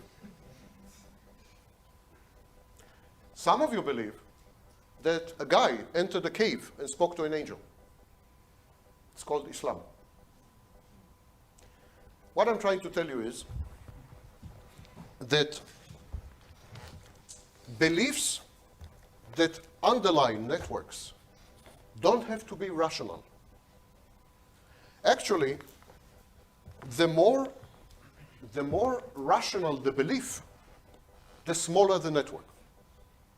So if you construct a network on cashback, concept of cashback, which is a brilliant concept, you will be limited by definition because it's a rational belief. Not belief, it's a rational motive. The less rational the network, the less rational the belief, the story, the motivation under the network, the bigger the network. Fact. Christianity, 2.4 billion. Islam, 1.8 billion. So, Mormons, 16 million. I don't know. Flat Earth, 100,000 people each conference. Flat Earth. The Earth is flat. Only the Earth exists, by the way. The rest is illusions. And so on and so forth. So, the less rational, the more. Why? Why do people join irrational networks? Because the more irrational the belief, the more exclusive it is. Everyone can understand cashback and everyone can join cashback, but very few people can understand reptilians. And if I join such a movement and I believe in reptilians, it makes me very special. Exclusivity, uniqueness. And the more exclusive you are, the more unique you are, the more there is a sense of brotherhood, a sense of just you and me. We call this shared psychosis. The more crazy the underlying perception, the more we are special and also special to each other. So Freemasonry, which is just about the most infantile group in the world, when they go and meet each other, they have a special handshake. They have a special tie and a special ring. Why? Because there's few of them, and so it makes them a kind of brotherhood. In a network such as Lyconet, it's difficult to foster a feeling of brotherhood. It's possible to make common goal. It's possible to distribute benefits. It's possible even to organize events and to create pride in the organization. But it's extremely difficult to create a sensation of we against the world, uniqueness, specialness, brotherhood. Where else do we have this? Mafia. In crime organizations, we have exactly the same set of motivations. And of course, crime organizations started off as networks. Of course, in Sicily, if you go, you can still find these networks. But they became hierarchies. So, when the network has irrational meaning, it is stronger. It is more powerful. When do networks decay? When do networks die? They die when they cannot generate meaning from inside. When the network gets its meaning from outside, it usually dies. It needs to generate meaning from inside. The members of the network must be in the network for some meaning, some belief, some value, some explanation of the world, some theory that is coming from inside the network. Religions don't tell you, listen, the meaning of religion is outside the religion. Religion tells you, we know the meaning. It's inside the religion. It's enough to be Muslim or Jew or Christian for you to have a meaning to your life. The very act of being a Christian or a Muslim or a Jew gives the meaning to your life. So the meaning has to be generated from inside. Now, networks succeed, as I said, when they generate meaning from inside, but also when they satisfy their members, when they gratify their members from inside. The emphasis in networks is inside. Hierarchies operate on the outside. Hierarchies exist and they operate on outside. Hierarchies also derive their meaning from outside. If you have a hierarchy without a state, it's meaningless. If you have a government without a state, it's meaningless. If you have a police without population, it's meaningless. So hierarchies derive meaning from outside. Networks must create meaning inside and leverage the resources inside. I always give this example of political party. When the political party is outside power, not in power, it's a network, in effect. So the political party is in opposition. It doesn't have access to money. It cannot give jobs. It can do nothing for its members. So why the members continue to be in the party? Why does anyone continue to be in a party that is in opposition? Because the party generates meaning for the members. The party generates meaning and generates benefits, current and future. So people remain in organizations based on internally generated meaning and internally generated benefits. When networks depend exclusively on outside for the benefits or for the meaning, they die. That was my message in LICONET 2019. If a network depends exclusively on benefits that come from outside and has no other meaning from inside, it can survive for a while, but after some time it will decay.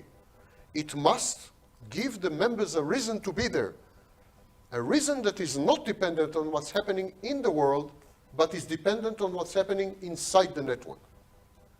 So the network, in other words, must become the member's universe. The whole world of the member should be the network. A good network provides everything to the member. Provides money, provides meaning, provides sense of empowerment, provides things to do, activates the members, provides ethos, set of beliefs, provides motivation, provides friendship, companionship, provides everything. A good network is a universe. When Facebook first came, Zuckerberg, who is of course a Jew, decided not to allow Google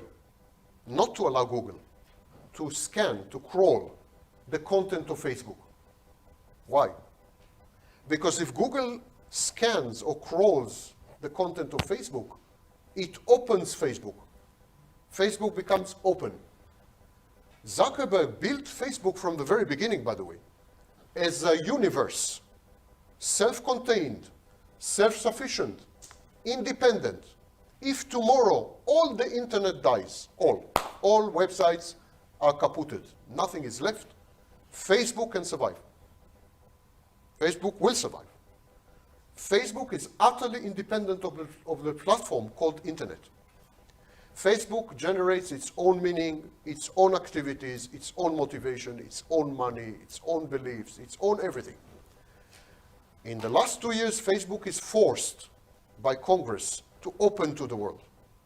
Facebook is subject to regulation, so it's opening up to the world and declining.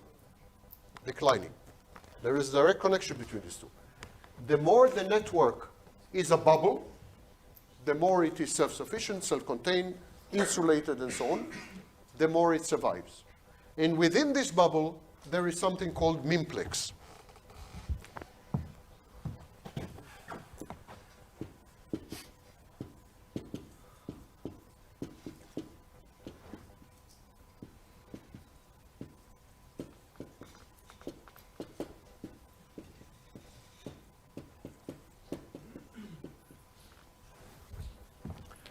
The mimplex plus the membership are the ecosystem. So mimplex is the set of beliefs, concepts, and ideas that underlie the network. All the concepts and ideas and beliefs that you have about your network, that's the mimplex of the network. And then there's the members. You put the two together, you get the ecosystem of the network.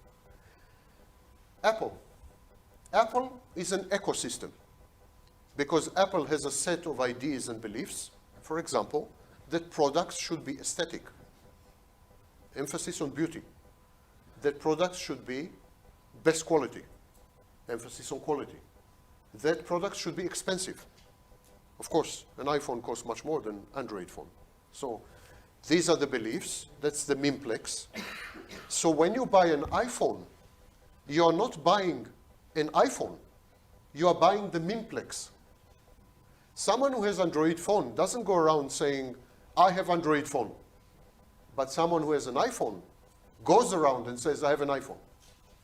iPhone is a membership in a network. You pay to belong to the network by buying an iPhone. iPhone represents values.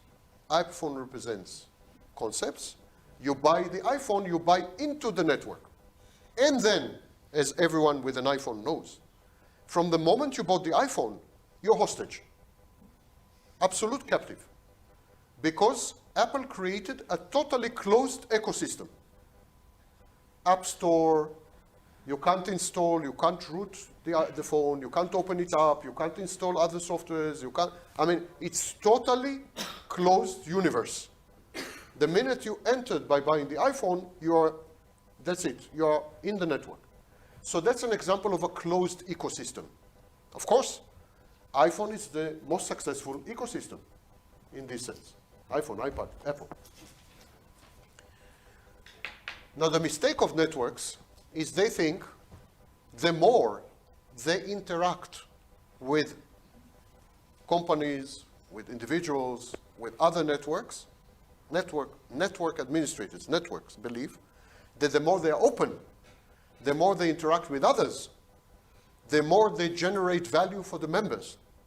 And so they generate value for the members, and the members will stay and the network will grow. Our experience, our studies show that this is conclusively not true. Not true. The more you open up to other networks, to individuals, to other spheres of life, to companies, the more you put the network at risk. Again, we go to Apple. When Apple designed iPhone, they decided to close iPhone to most internet standards. For example, iPhone does not include flash player. Does not allow to play flash content. Do you know that when iPhone came, when the first iPhone was being sold, 93% of all videos on the internet were flash. iPhone made the decision to exclude, to throw to the garbage, all the videos on the internet. Just not to open up. Steve Jobs was a genius. We learn from Steve Jobs. We don't argue with success. We don't say he was wrong. He was wrong. He was not wrong. He died a rich man. We all want to die a rich man. So, or live as rich men. So Apple made the decision, the genius decision, absolute genius decision, to create a device that can do nothing. I'm serious. iPhone 1, iPhone 2, iPhone 3 could do nothing. You could not watch video. You could not copy-paste. You could not copy-paste because the patent for copy-pasting did not belong to Apple. So they did not allow you to copy-paste. They did not allow you to play video. Very few audios can be played. There are some codecs that they owned. Nothing, you could do nothing on Apple. Actually, it was a phone. The first iPhones. Why? Because they insisted to create a network that is utterly closed to the rest of the world. Utterly. Not open to anyone. Not to flash, not to this, not to that, nothing. By creating such a successful network, they force the internet to adapt to them. Not the other way. A successful network forces the world to change. A successful network does not change to accommodate itself to the world. It forces the world to change, to accommodate itself to the network. And we have many such examples. Of course, Facebook is such an example. Facebook is a successful network. Same principle, by the way. When Facebook was established by Zuckerberg and others, it was network only for students. I don't know if you know that. The first year of Facebook was not open network, only for students. Zuckerberg kept this principle that the network is closed, not open. Try to download a video from Facebook. Try. Unless you're a hacker, it's extremely difficult to download video from Facebook. They don't allow you. You want to watch a video, you come to Facebook. No external world exists. We don't allow you to download videos. We don't allow you to read posts on Google. We don't. You want Facebook, you come to Facebook. You want iPhone, you come to Apple. That's it. Closed bubbles, closed universes, closed. And look what happened. The world adapted to Apple. The world adapted to Facebook. So the philosophy of, I have a network, now I will work with other networks, I will work with other individuals, I will work with, philosophy of opening up a network is actually a catastrophic mistake, as far as we know. The network should aspire, should try to become self-sufficient, self-contained universe that offers to the members everything they need.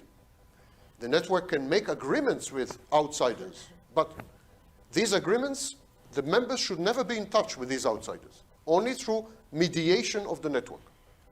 The network, in effect, should be a firewall. The concept is a firewall. Network protects the member from the world. And this creates a feeling of belonging, a feeling of home, a feeling of familiarity, exclusivity, a feeling of commonness, brotherhood. This creates it. This creates it, because if the network is only about financial benefits, okay, some banks give you financial benefits. The network has to become part of your identity, not part of your wallet, part of who you are. Because if I ask any one of you to define yourself, many of you would say, I'm a Christian. What is a Christian? Let's translate. I am a member of old network called Christianity. Christianity is part of your identity. I'm a Muslim, part of your identity. Islam, by the way, is a brilliant network concept, because Islam has a concept called Ummah. Ummah is the nation of Islam. It is a network concept. There are no borders, no boundaries, no governments, no nothing. There's only the authority of Islam in the Ummah. It's a network concept. But if you ask any Muslim to define himself, he can say, I'm a man, I'm married, I'm a father, but he will most definitely also say, I'm Muslim. What is Muslim? I belong to a network of Islam. So, if you are like on it, right now, for example, you are like on it because like on it potentially can make you money and so on and so forth. You should try to make like on it your identity, a defining parameter of who you are. Not how much money you have, but who you are.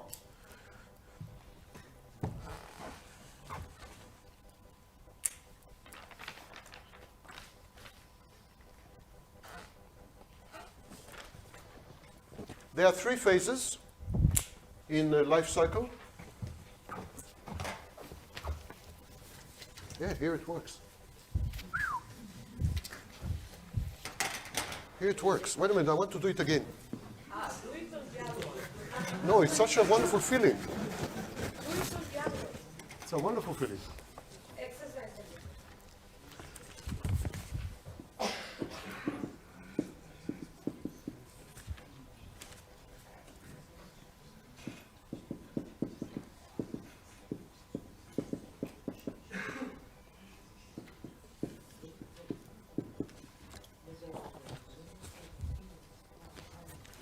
There are three phases in the life of networks, all networks.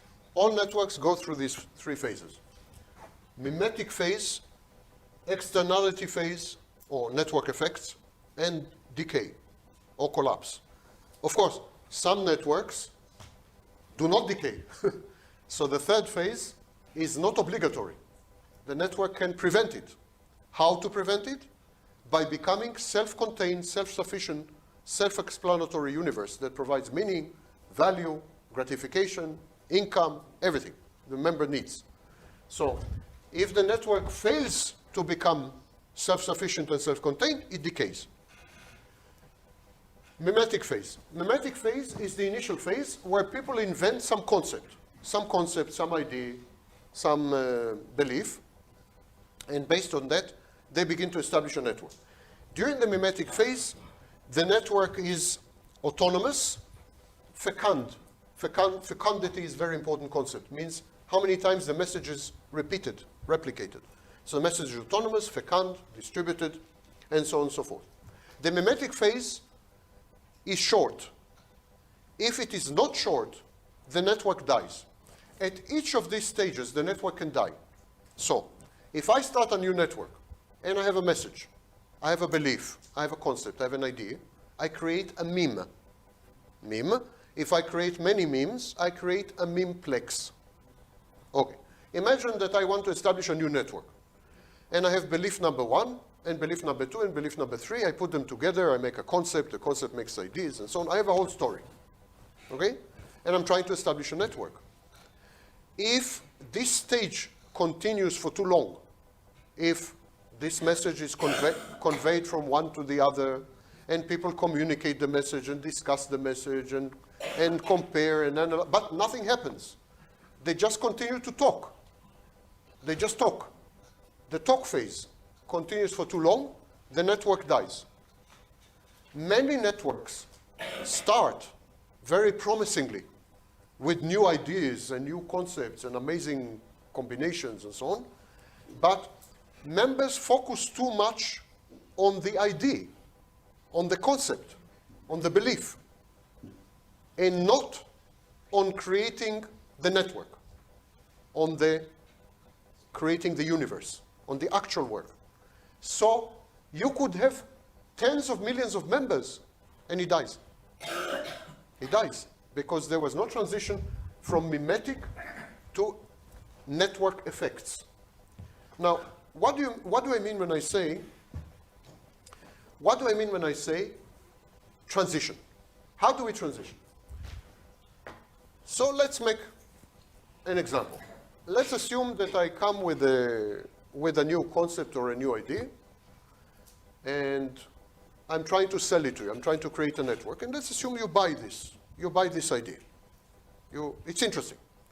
So you begin to communicate it to each other. That's the first test. The first test, how many of you will communicate it? You know the concept of viral? Viral.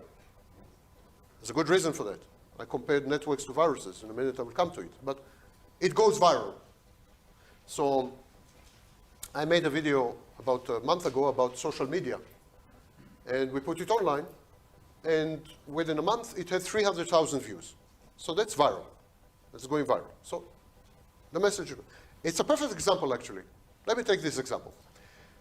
I and a group of a few other people, we formed a kind of loose coalition to fight the bad effects of social media. So we made a documentary. It's called Plugged In. You can watch it online. We made a documentary, and they made interviews with me, series of interviews with me. The interview went viral immediately, relatively viral. 300,000 views in 1 month is not bad. So it went viral. Now, we are at the mimetic phase. This is the mimetic phase. We are spreading the message. Everyone is talking about it. Hundreds of people signed off Facebook because my message is that social media were designed to poison you, in effect. Poison your mind, create addiction and conditioning. You can watch the interview online, the toxicity of social media. So people are talking about it. Hundreds of people closed their Facebook accounts, went off Twitter. So beginnings of a movement. It's beginning of a movement. Now we are at the mimetic phase. The meme is replicated. This is called fecundity. There's replication. And it is conveyed with authenticity. In other words, when the meme is passed, it is not distorted.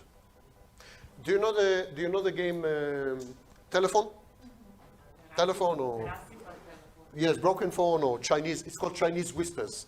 In the United States, it's called Chinese whispers. I have no idea why. Probably because Chinese mispronounce the words or something. I don't know. So if I tell Lydia, Sam Vaknin is a cinephile. Cinephile means likes cinema. Sam Vaknin is a cinephile. By the time it gets to Marian, it will be Sam Vaknin is a pedophile. Or senile. A senile pedophile. So it's not only important how many times the meme is repeated, it is important that it is repeated authentically, that it is repeated with preserving the content. And this is called fidelity. So in the mimetic phase, there is fecundity, how many times, and fidelity, how authentic the message is. But look where we are now. Look where we are now. I've been involved in generating several massive online movements, personally. And one of them I started myself, and that is the movement of Narcissism. Narcissism Online is a movement that I started in '95, and today has tens of millions of members all over the world. So I know something about starting online movements. And so we are at this stage. If we push it a bit further, it will become global, massive in my view, global movement against social media, if we push it. If we don't, it will get stuck here. And after some time, it will die. So this is crucial transition. At some point, the message is so interesting, so many people are involved, you have to make a decision. Are you going to create a network or not? And if you don't, it dies at this stage. Now, I promised you to discuss viruses and so on. Why do I compare the network to a virus? I explained it in Lyconet 2019, but I will try to explain it again. You know the Black Death?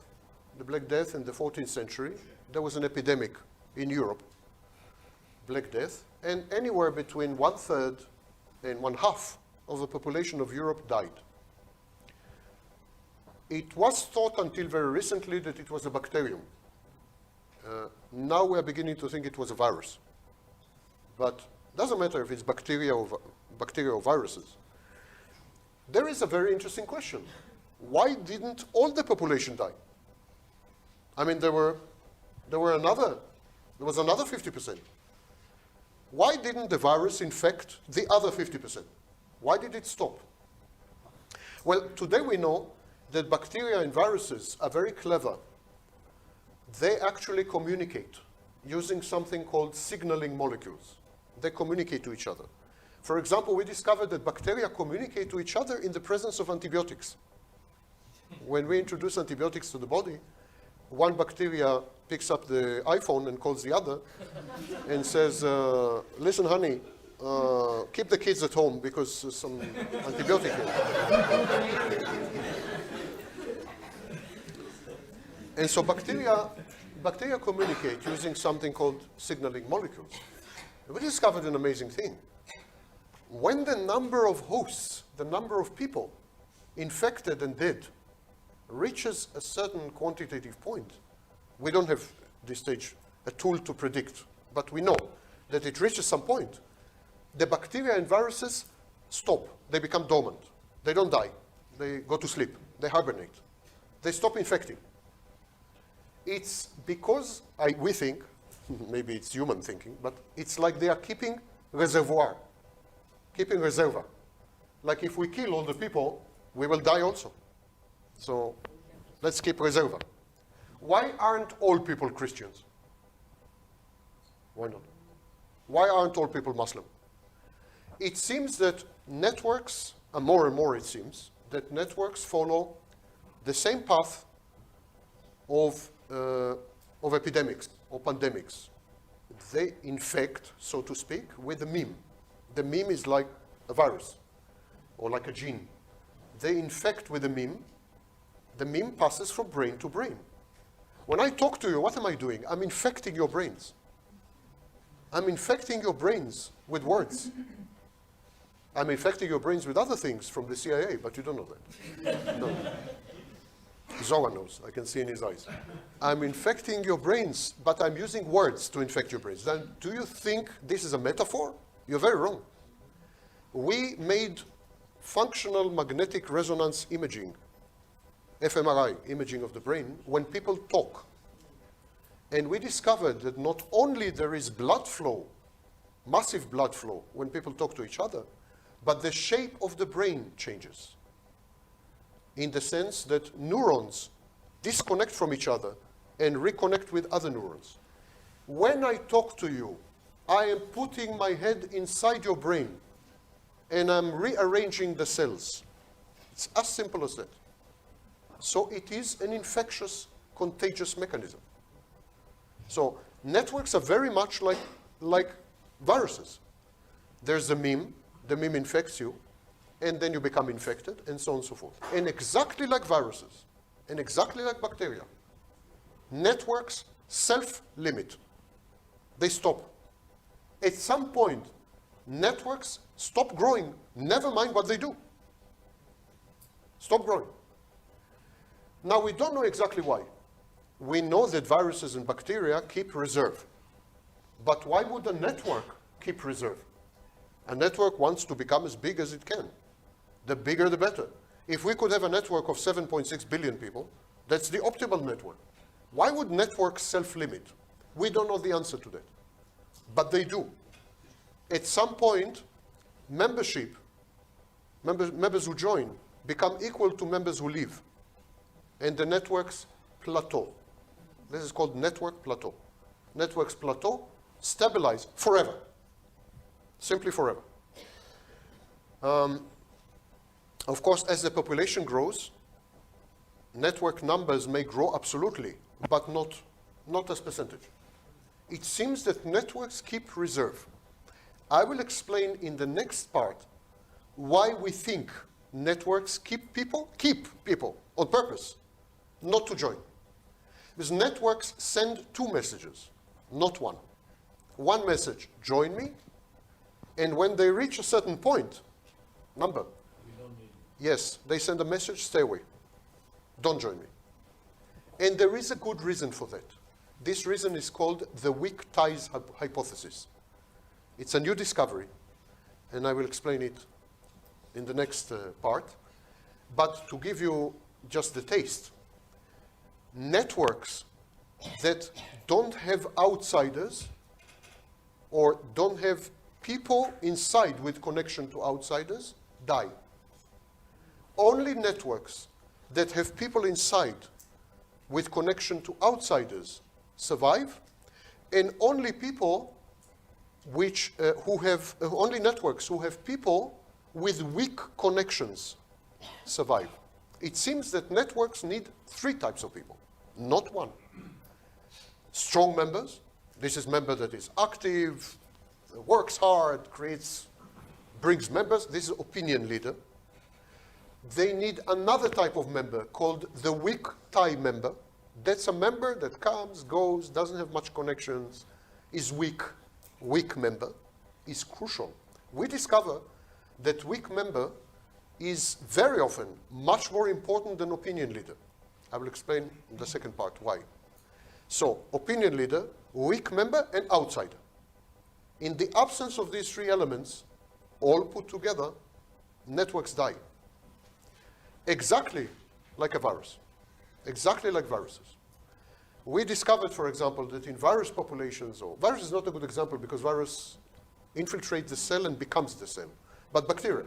We discovered that in bacteria populations, there are a small percentage who actually do the infecting, actually infect, in the sense that they secrete toxins and so on. There's a big part of the population that kind of watches the action, and they're outsiders. For example, in your intestines, there are bacteria that are outsiders, and we call them good bacteria, or flora. So this leads to understandings of the network. So after the mimetic phase, here, there is something called bandwagon effect. The bandwagon effect is that when I watch other people joining, and I join also.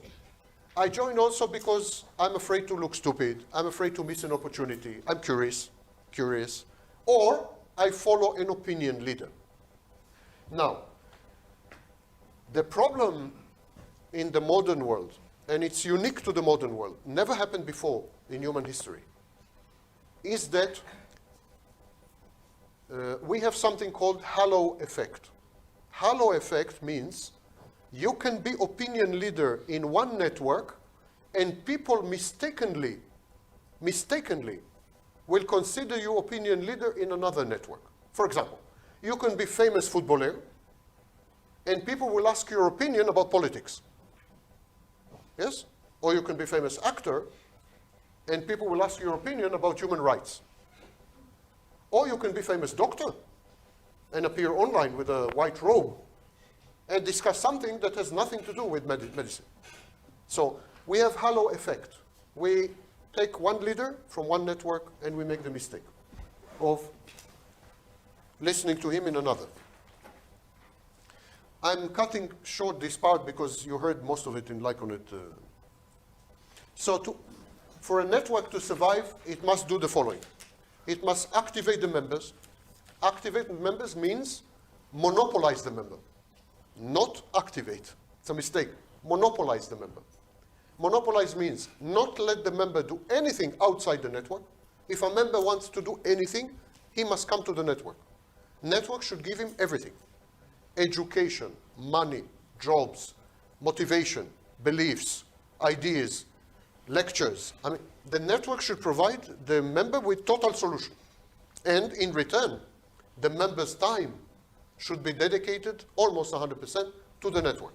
Even the member's family should be brought into the network. That's why people go with family to church. They are members, but they take the family to church. So the network should take over the member's life. It's not nice to say, but it's the only way to survive for the network. Should take over the member's life. We see this in Facebook. Facebook created a mechanism of addiction. You're addicted to Facebook. It creates conditioning and addiction. The chief engineers of Facebook admitted it in congressional testimony. It creates addiction. So when you go on Facebook, it's very difficult to disengage for most people, used to. Very difficult to disengage because of the likes, because, I mean, they created many mechanisms to keep you there. They need your eyeballs. They need you to watch the screen because they get advertising money. Longer you watch the screen, the more they get money. So they need you to watch the screen. But as I said in that video that you can watch online, in my interview, I said, if you have a beautiful girlfriend and Facebook, your beautiful girlfriend is an enemy of Facebook because she takes away your eyes. Facebook needs your eyes to make money.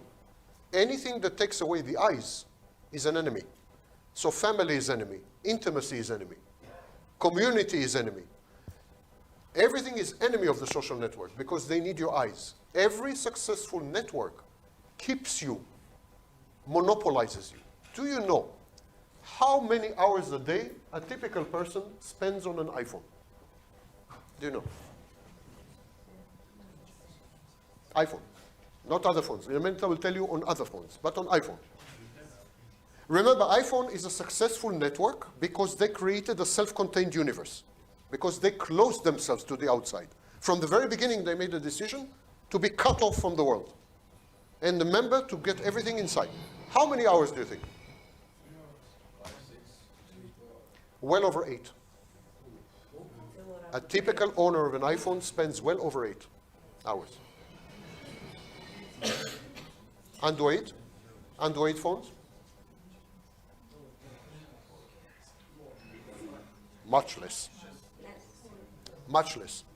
A typical owner of an Android phone, with the exception of Samsung. Samsung stole a lot of things from iPhone. A typical owner of an Android phone spends anywhere between 2 and 3 hours, depending on the country. iPhone holds your eyeballs 3.5 times more than any other phone. Why? Because whatever you want to do, you can do with the iPhone. Email, video, I mean, you can do also with Android. But even if you can, but Android is open. Android offers you option. iPhone makes it simple for you. Single application for this, single application for that, single application for that. It's a set menu. In the previous lecture, in the previous seminar I gave about behavioral sales, they designed the default for you. This is called anchoring. A good network anchors. Anchors mean you come to the network and they tell you, you want to listen to a lecture, Sam Wagner. You want to buy water, this shop. You want to, so they give you a set of defaults. People prefer less choice than more choice. It's a common mistake that people want choice. People hate choice. Hate. In the previous seminar, I told a story, a real case, of a shop that opened up with 6 types of jam, marmalada, 6 types, and then increased it to 24 types. The sales dropped from 40% of the inventory to 3%. People detest choice. Steve Jobs was by far the greatest marketing genius ever, ever, because he understood the 2 secrets of marketing perfectly and implemented them in his product. 1, networks should isolate, exclude, and monopolize the user, not connect to the user to the world. Isolate the user. Hostage mentality, prisoner mentality. People want to be in prison because in prison you don't have to worry about food, about this, about that. Safe. Yeah. So people should be isolated, monopolized. These lessons apply to networks. That's what he did. Via the iPhone, he created a network that is totally monopolized. And indeed, people spend 8-9 hours on a typical iPhone. Second lesson he understood, people hate choice. Do not give them choice. Tell them if you want to read books, iBooks. If you want to make a movie, iMovie. Tuck, tuck, tuck. The iPhone is very simple. Android, the Android ecosystem is open to the world and has way too much choice. Way too much choice. So the result is, so now when you buy an iPhone, you must understand it's part of your identity. Buying an iPhone is a statement about identity, about belonging. And this is a lesson for every network. You must monopolize the member, reward the member, and create internal value for the member, not from outside, from inside. And one way to do it is to put the members together. That is called synergy. So for example, imagine a network where you can trade with each other using the currency of the network. So the network creates currency. Now you are a teacher and you are carpenter. Sorry, maybe reverse, never mind. So you make furniture for her, she teaches your children. You pay each other with the currency of the... With e-credits, you say e-credits. Kind of e-credits. Yes, but a marketplace that is open to the outside defeats the network. The marketplace should have 2 features. Apropos, now we're talking, yes? Marketplace should have 2 features. 1, allow members to sell to each other their products and services. That's crucial. Allow members to sell to each other products and services. And when the marketplace buys from outside, not allow the members to be in touch with the outside, but only through the marketplace. Of course, the best example is Amazon. So far. Amazon. So far. So far. The best example so far, of course. What is Amazon? Amazon. Amazon, when you go on Amazon, you can buy my book, but you have nothing to do with me. You buy from Amazon, you pay to Amazon, Amazon ships to you. I mean, you have nothing to do with me. It's my book. But I don't get your details. I don't know anything about you. Amazon tells me, you want to sell? I will deliver the money of the client, not the client, never the client, the money of the client. After I take 55% commission, right? So, you want to sell your book? You give me the book. I sell it to the people. I separate you. So, a successful network marketplace must have these 2 elements. And a wrongly designed marketplace puts the members in contact with the sellers. That's a wrongly designed marketplace. Of course, we have numerous such networks which collapse. So, but in general, create internal value. There are marketplaces that use voucher systems, where they issue vouchers, and then the members can use the vouchers to pay each other. So as I said, you make furniture for her, she teaches your children, or whatever. You provide accounting services, and he fixes your television set. And all this is done with an internal currency, internal voucher. So that's an example of a proper marketplace because it creates value for the members on multiple levels. It keeps the members in the network, doesn't allow them to go out, and provides everything the members want, and monopolizes the members. These are the critical factors. Once a network has died, if it reaches this stage, if it failed to create externalities, internal value, and so on, there is decay. And then the network, I call it black hole network. It's like the remnants of a dead star. It remains, most networks remain, but more like archiva, more like archive, or like a black hole, where it used to be a star, and now there is just nothing. So this is the life cycle of a typical network. We're going to discuss now a few pretty amazing discoveries about networks which run against intuition. We all have intuitions of networks. We are all born into a network called family. We observe mother and father, and they form a network. So our initial intuitions about networks come from our parents. We then continue to form networks or continue to participate in networks. We have friends at school. So we participate with these friends in networked activities. These friends are our peers. They are same level like us. Theoretically, they have the same power. So gradually, over childhood, and especially as we enter adolescence, because adolescence is the network period. No wonder that majority of users of social media are actually adolescents, for example, on Instagram. Because adolescence is the networking period. In adolescence, we form real networks with peers, usually. So by the time we are 21 or something like that, we believe, wrongly, that we know everything there is to know about networks. And frankly, until the 1990s, we thought this way, even in academia, even in universities. We believed that we know everything there is to know about networks. Until in the past 25 years, we discovered that we actually know nothing about networks. And all our intuitions about networks were completely wrong. But before we go into these pretty amazing discoveries about networks, again, we need a few concepts.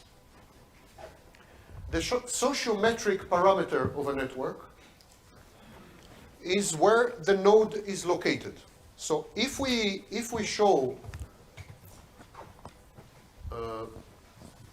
Zoran, after the lecture, you stay here, and I give you the second half again. The punishment. I told them, you're opinion leader. They should have followed your example, not come. We deliver coffee in hierarchy organization. All right. What about the lecturer? Okay.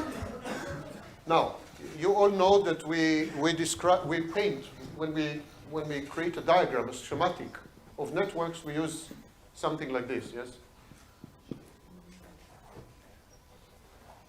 Example. So these are called nodes.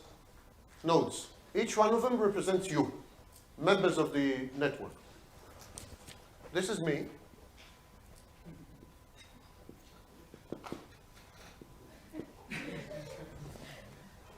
And the rest are you.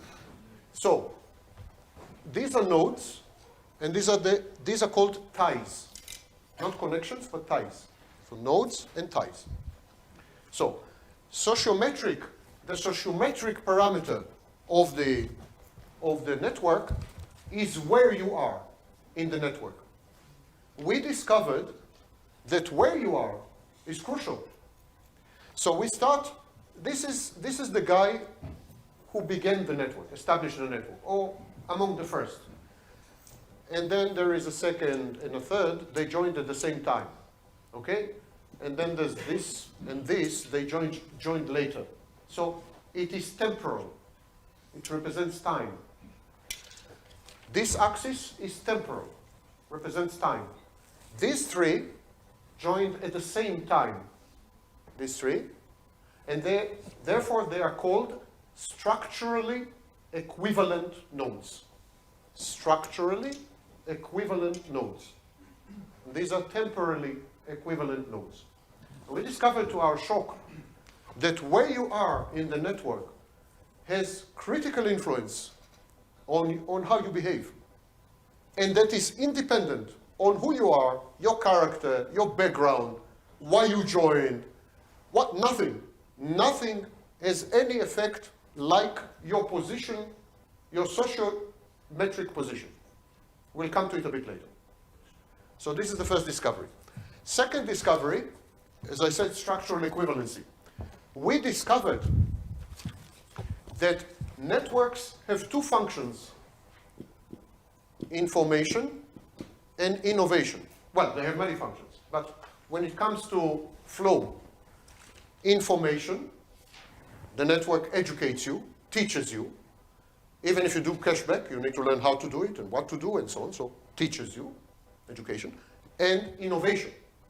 There's e-credits. Someone needs to tell you what is e-credits and so on. We discovered, so again, everything you will learn in this second half is completely contra the intuitions you have about networks. Completely. We understand networks today totally opposite what we understood them in the 90s. Totally opposite. So we discovered for information to teach you the best, the most successful networks, the opinion leader is teaching the members. So if you want to teach in a network, the opinion leader teaching the members is the best way. Not members teaching members, not example, but opinion leaders standing here teaching the members. But for innovation, the worst option is opinion leader teaching the members. Amazingly. What is best is opinion leader teaching opinion leader and members observing. So we discovered that innovation flows through structurally equivalent positions. Innovation. Innovation in networks is most successful, flows freely and successfully when structurally equivalent nodes communicate. Could be member to member. Not only opinion leader to opinion leader. Member to member. Innovation is best spread among structurally equivalent nodes.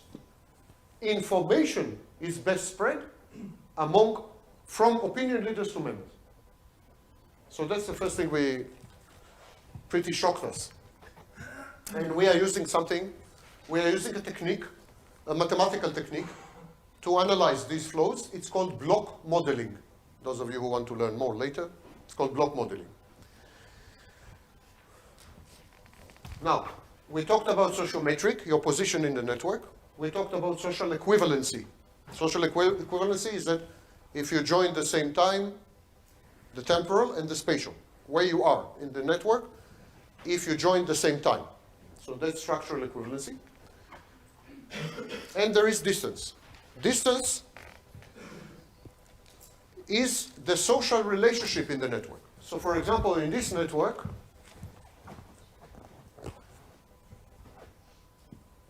let's make a network that is like this.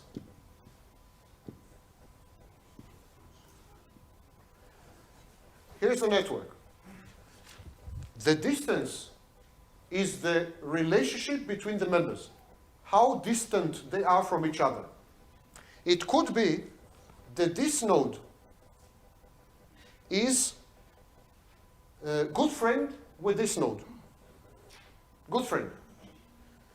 And not so good friend with this node. So, when we draw the network properly, we will use shorter distance here than here, because they are friends. the distance in the diagram of the network, the distance should reflect the intensity of the connection. Good friends, shorter distance. Not so good friends, bigger distance. Enemies, don't ask. So the distance is very crucial, and this is called multidimensional scaling. This technique is called multidimensional scaling. When I look at textbooks, when I look online, and when I look at representations of networks made by networks, when they prepare materials, they are wrong. They don't use multidimensional scaling. They assume that all the nodes are equidistant. Of course, that's complete nonsense. Some members influence each other much more. If Zoran is good friend with someone, that someone will listen to him much more than if he just met someone. So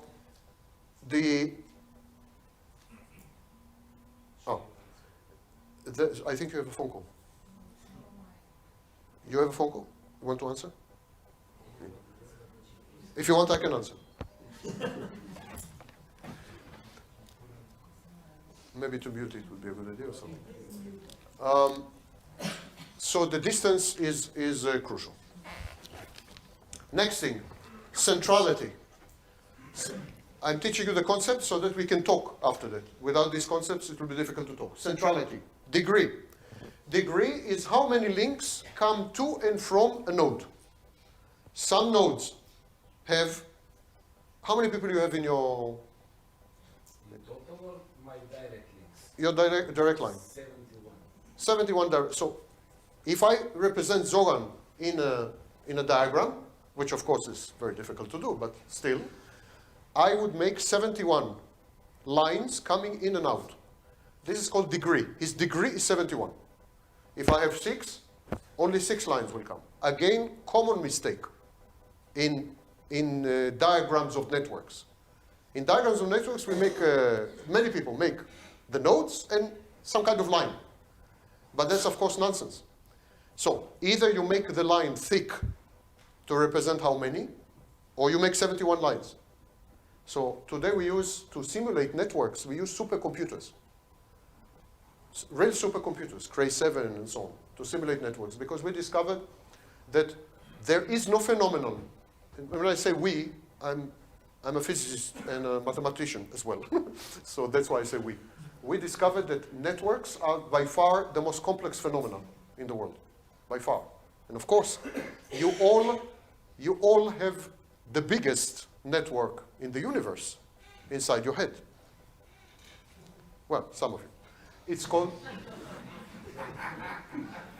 the brain. Brain has 100 billion cells.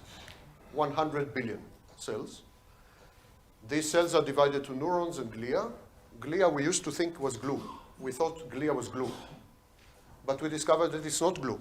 It has functions in the brain. It's as functional as the other 10 billion. And so we now talk about 100 billion active cells. Imagine these cells connect to each other using something called axons, which are the ties. Exactly these. These are the ties. Now imagine how many combinations there are. How many combinations are possible in your brain? With 100 billion nodes. 100 billion nodes, all of them equal, by the way.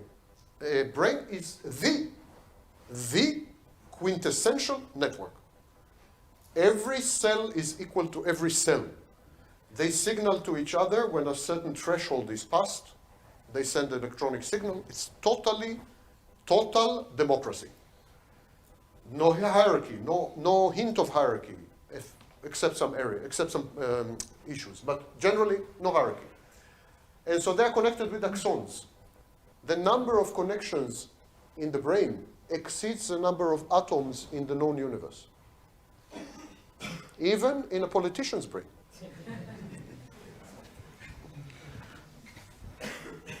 Well, some politicians. So this is the ultimate network. And of course, we would not dream to represent each neuron in the brain with a single line. If you keep repeating the word vaknin, vaknin, vaknin, vaknin, which I encourage you to do every day, ultimately, the Wagner neurons will have a much thicker, stronger connection with special chemicals that fixate the neural pathway. So this will become different to other parts of the brain. So very important how many connections you have coming in and out. And this is common mistake in network diagramming, network diagrams. So degree, closeness. Closeness is the average distance. Average distance. So each node is connected to other nodes. If it's a good friend, the connections will be this. If it's a distant acquaintance, it will be, but we make the average. And each node has a number. That number is it's called the closeness number. It's the average distance. It's a very important number. Because someone who is well connected to people, someone who, you know, is a good motivator, social, likes to socialize, and so on and so forth, his number will be better, different, higher than lower. I'm sorry. Than if someone who is has introverted, has difficulty in socializing and so on. So nodes are not the same. It's a total mistake to think that because it's all circles, everyone is the same. Depends on personality, sociability, interaction, empathy. I mean, million parameters. Not everyone interacts the same with people. So we use this number, closeness. We use another number called betweenness. Betweenness, this number. Betweenness is which node has the shortest path to other nodes. So some nodes, when you look at them, you see everywhere short. All their paths are short. They are surrounded by friends. They are surrounded by close associates. There is loyalty to them. They create loyalty. So this is called betweenness. They have the shortest distance to nodes. If such a node has the shortest distance to many other nodes, and also the shortest distance to another node with short distance. So here is this node. It has short distance. And then there is another node here, and this node has short distance. If this node is connected to this node, this is called bridge. Okay? So, if Zoran is likable and charming and charismatic and sociable and so on, he will have a low closeness number because his connections are short, and a high betweenness number. He has good numbers. Then there is another guy here, and this guy is also sociable and charming, and people are loyal to him, and he motivates people and so on, and Zoran is connected to him. That is called bridge. This is bridge. But only between two such people, two opinion leaders, or this is called bridge. And this is called cluster. Each one is cluster. We discovered that networks are not spread equally, but they have clusters, like families, like clans, like tribes. Okay? So there are clusters.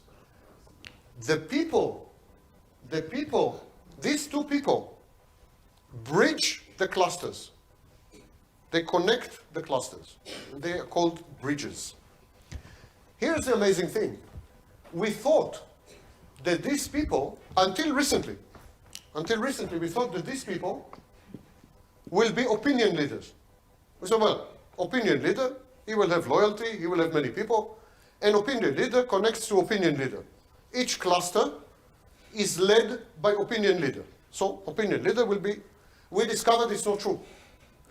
The bridges in networks, the important bridges in networks, are exact opposite to opinion leaders. We will come to it. It's one of the most shocking discoveries in network theory. We discovered that opinion leaders actually don't create network cohesion. I'll come to it in a minute. So, betweenness, yes, connecting to other nodes which connect to clusters. This is betweenness, creating bridges. bridges inside the network. Without betweenness, without this bridging, the network breaks down and the clusters separate and float away. So the bridges hold the network together. They're the glue of the network. These people, the bridges. And we thought the bridges are opinion leaders. And we discovered that the bridges are not opinion leaders, exactly the opposite. We'll come to it in a minute. So, these bridges are known, depending on the network, are known also as gatekeepers. These bridges, are, depending on the network, are known as gatekeepers. And when you remove them from the network, the process is called disintermediation. We remove them from the network so that the network can interact freely within itself without the mediation, without the brokerage, without the help of the bridge. So when we remove the bridge, we create disintermediation. But of course, when you create disintermediation, the network breaks. Disintermediation has positive sides. Positive sides. It means you can operate freely without the help of a bridge. But when you remove the bridge, the network breaks. An example, publishing industry. Publishing industry was a network, in effect. There was a network of editors, network of publishers. People came with a manuscript. They gave the manuscript of the book. Editor read the manuscript, and the manuscript was published as a book, or not published. That's why they are called gatekeepers. They keep the gate. And if your book is not good enough, they close the gate. Right? Then computers allow you today to publish your own book without editor, without publisher. You can go in Amazon KDP and publish your own book. And 3.2 million people did it last year. 3.2 million people and their dogs publish books. Yeah, especially the dogs. It seems from the quality that it was the dogs. So they publish books. They got rid of the gatekeepers. They got rid of the bridges. They got rid of the editors. So the network actually disintegrated. You see, for example, majority of newspapers died. Majority of publishing, of all the publishing houses, only 5 are left. So, it's true, you can operate much more efficiently, you can publish books without any problem, and so on, but the network died. Bridging is crucial to the survival of the network, it's the glue. But the opinion leaders are not the bridges, which is where we were shocked when we discovered it. That shocked us when we discovered this. That's a recent discovery, it's 2016. I'll come to it when we talk a bit later. So, cohesion of the network is these connections between the nodes. I told you that they form clusters. It's also known as cliques or subgroups of the network. We discovered that the more the network is broken into clusters, the less the effect people have on each other. But the stronger they feel, more empowered. Listen again. The more the network is broken into clusters, the more there are groups, subgroups, cliques, mafias. The more it's broken, the less influence people have on each other. So they cannot convince each other, they cannot motivate, they cannot lead, they cannot introduce innovation because they don't affect each other, they don't have influence. But, ironically, the stronger they feel more empowered. Perhaps because they are not open to influence from other people. It goes together. So, the more the network breaks down, listen well, because this is crucial. I think especially to network like Lyconet. The more the network breaks down, the more it actually is in the process of disintegrating. The more the members feel powerful, the better they feel. The more they feel empowered. independent, empowered, successful, happy in the network, and so on. Actually, today we know from network theory that this is one of the prime warning signs. Members in a network that is functioning well and will survive for long are not happy. Members in a network that is actually mature, let's call it mature, not disintegrated, mature, they're content, they're happy. Of course, if you think about it, forget now mathematics and forget all this sociology, think simply. If you're happy, you have no motivation to act. You're happy. So happiness puts you down. It reduces the network activity, reduces engagement, reduces involvement. Your comfort zone, and so you need to be unhappy. For example, you need to be unhappy with the money you have. You want more money. If you want more, you're unhappy, by definition. We don't call it unhappiness. We call it egosyntony. Egosyntony means you're not comfortable with who you are and so on. So that's a discovery we found about cohesion. The less cohesive the network, the more it's broken, the more the members feel empowered. Strangely. Okay. Your position, your structural equivalent position in the network determines how much information you will get, how much social influence you have, your status, and so on and so forth. So here is the process described by Bert in 1999. Information comes to the network. There's a network. Information comes to the network. The opinion leaders usually are much more exposed to new information via mass media. We discovered that a typical opinion leader reads or listens to news up to 6 times more than a typical member. So an opinion leader is exposed to the news, to the information, to the media. He brings it to the network. That process is called dissemination. He brings the information to the network and he distributes it. But that's where it ends. The opinion leader cannot motivate the members. He just brings the information. Then, for the network to adopt the innovation, to adopt the new, he must talk to his equals, to his structural equivalents. So I don't know, carrier rate with carrier rate. I mean, he must talk to his structural equivalents. If the opinion leader comes to the network and says, listen, I heard in the news, I have a brilliant idea, it's amazing and so on, he can inform the members. But if he tries to introduce the innovation through the members, he will fail. He needs to talk to his equivalent. Same with members. If a member comes across information, he can disseminate it, but he can never motivate opinion leader to follow him. Same class talks to the same class. So why do I say that network is equipotent? Why do I say that in network everyone is equal? Well, everyone is equal in the sense that if you wait some time, you will become structurally equivalent. It doesn't depend on anything external or it just depends when you join the network and how much work you invest if you're not lazy. So if you're active, time passes, you will end up where you are supposed to end up. In other words, we say that networks are frictionless. Frictionless. There's nothing stopping you from progressing. Social mobility is maximal. Mobility inside the network is maximal.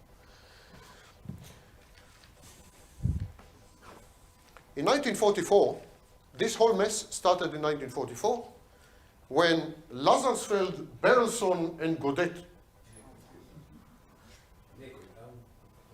3 of my childhood friends in 1944, were playing with the Brontosaurus together. It was stunning. Riding, all 3. So in 1944, these 3 discovered that people vote not according to their beliefs and not according to any information they receive from the media. That was 1944, before Facebook. But the majority of voting decisions reflected same same-minded people, like-minded people. So voting decisions dependent on which company you were with. Tell me who are your friends, I will tell you who you are. So that was the first time it was discovered that there is a network effect on something in real life, like voting. People vote not because of the issues, not because of the issues, not because of they read something or education or how much money they have, socioeconomic stratum, nothing. Seems that the major effect was who they were talking to, peer group. That was shocking. It was so shocking, actually, that for well over 10 years, or it was never, the subject was not touched. The same guy, Lazarsfeld, teamed up with another guy, Katz, in 1955. And this time they didn't touch politics. And instead they didn't touch men. Not politics, not men. They collected a group of women.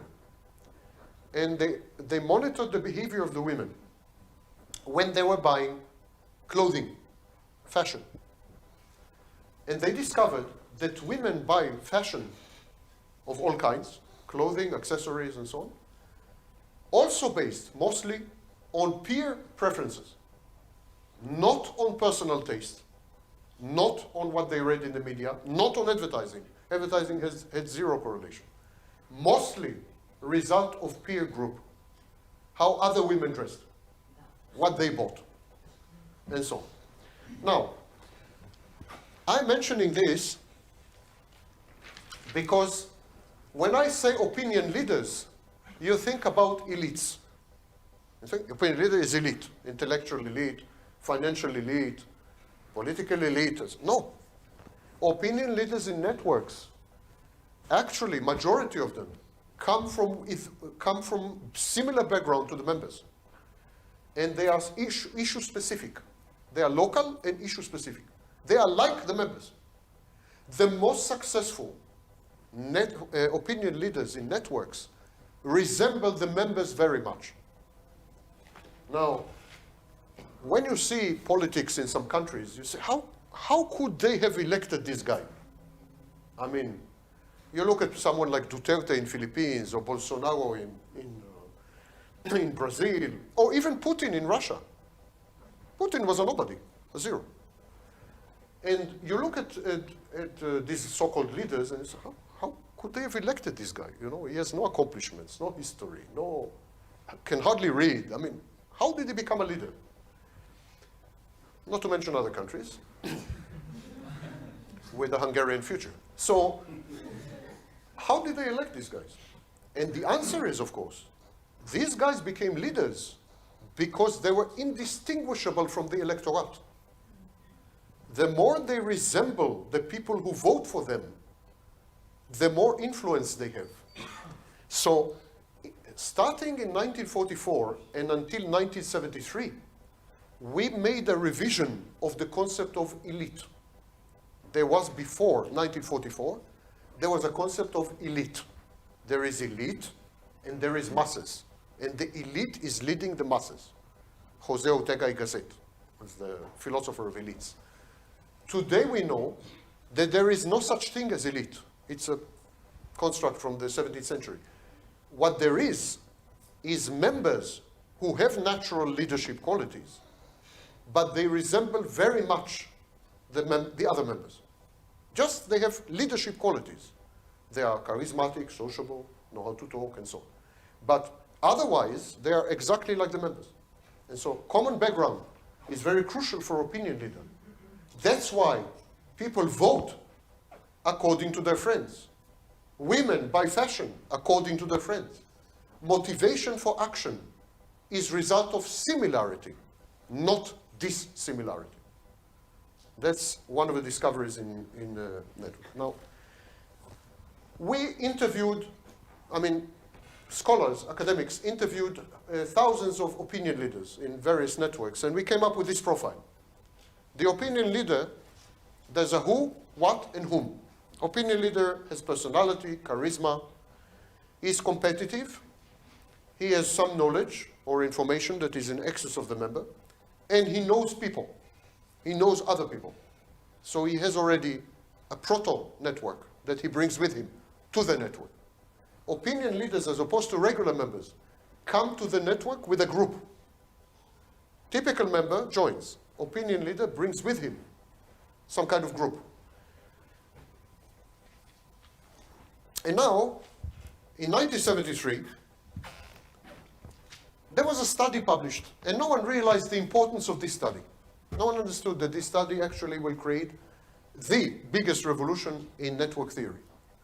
There was a guy, and he made a study, and he discovered in the study that most people got their jobs, got employed, via acquaintances, via people who were not good friends and not family. Sometimes people whom they met once for coffee.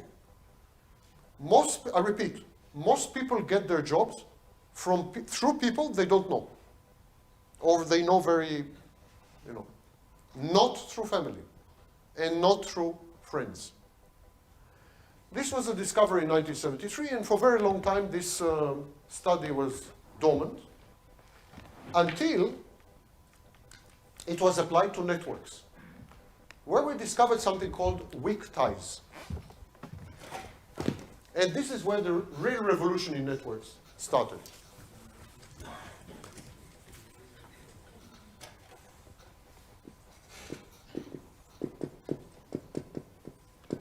You remember what is a tie? Tie is this. These are ties. The connections. And you remember that the connection should reflect how many people you are connected to, how well you are connected to them, how long you are connected to them, and so on. So this is the tie. A weak tie, here is the definition. What is a weak tie? A weak tie is someone who doesn't meet people very often, does not meet people very often. It's called contact frequency or contact infrequency. A weak tie is someone who does not meet people very often. When he meets them for a very short period of time. When he meets them, rarely, for a very short period of time, he doesn't invest effort. He's usually silent, listening or something. When he meets them and doesn't invest effort, the meeting ends with no benefit to both parties. We call it no reciprocal utility.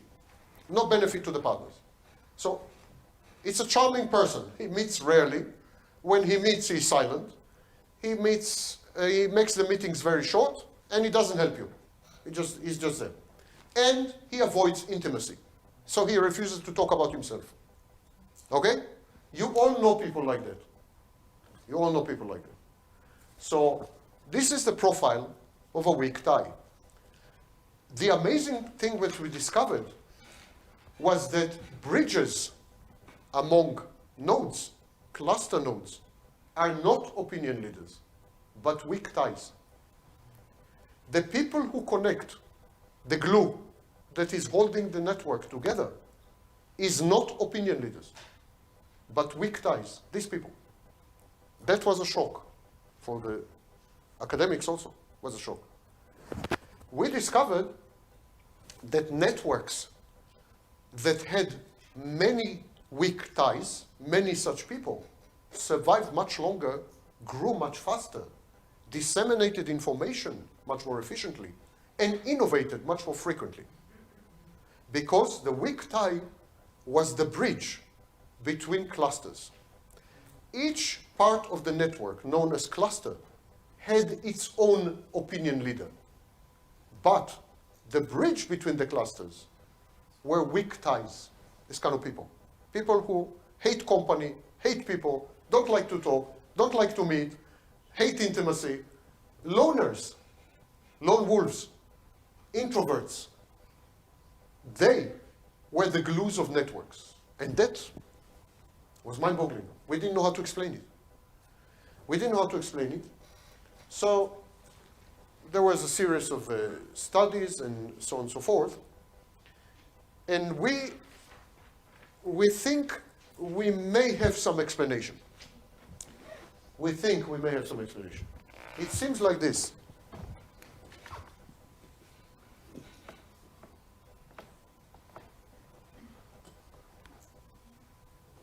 those of you with dirty minds, it's not what you think.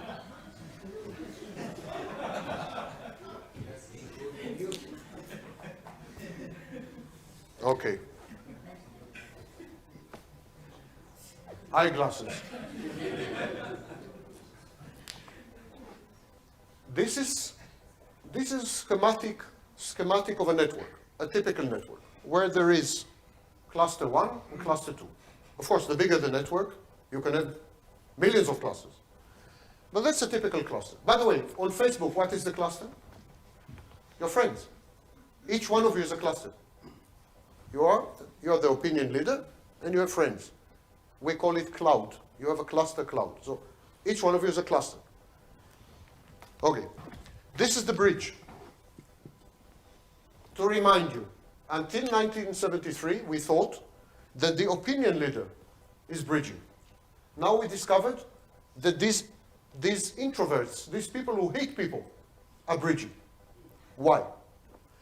We think, it's a speculation at this stage, hypothesis being tested. We think that what happens is, this guy has access to information from here and from here. He has access to information from both clusters. We call this non-redundant information. He has access to information from both clusters, and he helps to switch it. He helps to exchange it. So he's like an information exchange. Why would he have access to information? He's underestimated. He is excluding other types of communication. If you want to talk to him about his marriage, he's not interested. If you want to talk to him, if you want to be his friend, he doesn't want to. If you want to have lunch with him, he will tell you no. The only thing you can do with such a person is exchange information. It's the only thing. Weak tie is information-oriented. He is not interested in any other type. Opinion leader, you remember the profile? Charismatic, sociable. So with opinion leader, you can have a drink, you can have lunch, you can go on a vacation, you can talk about your lovers. I mean, you can do anything with opinion leader. It's not possible with a weak tie.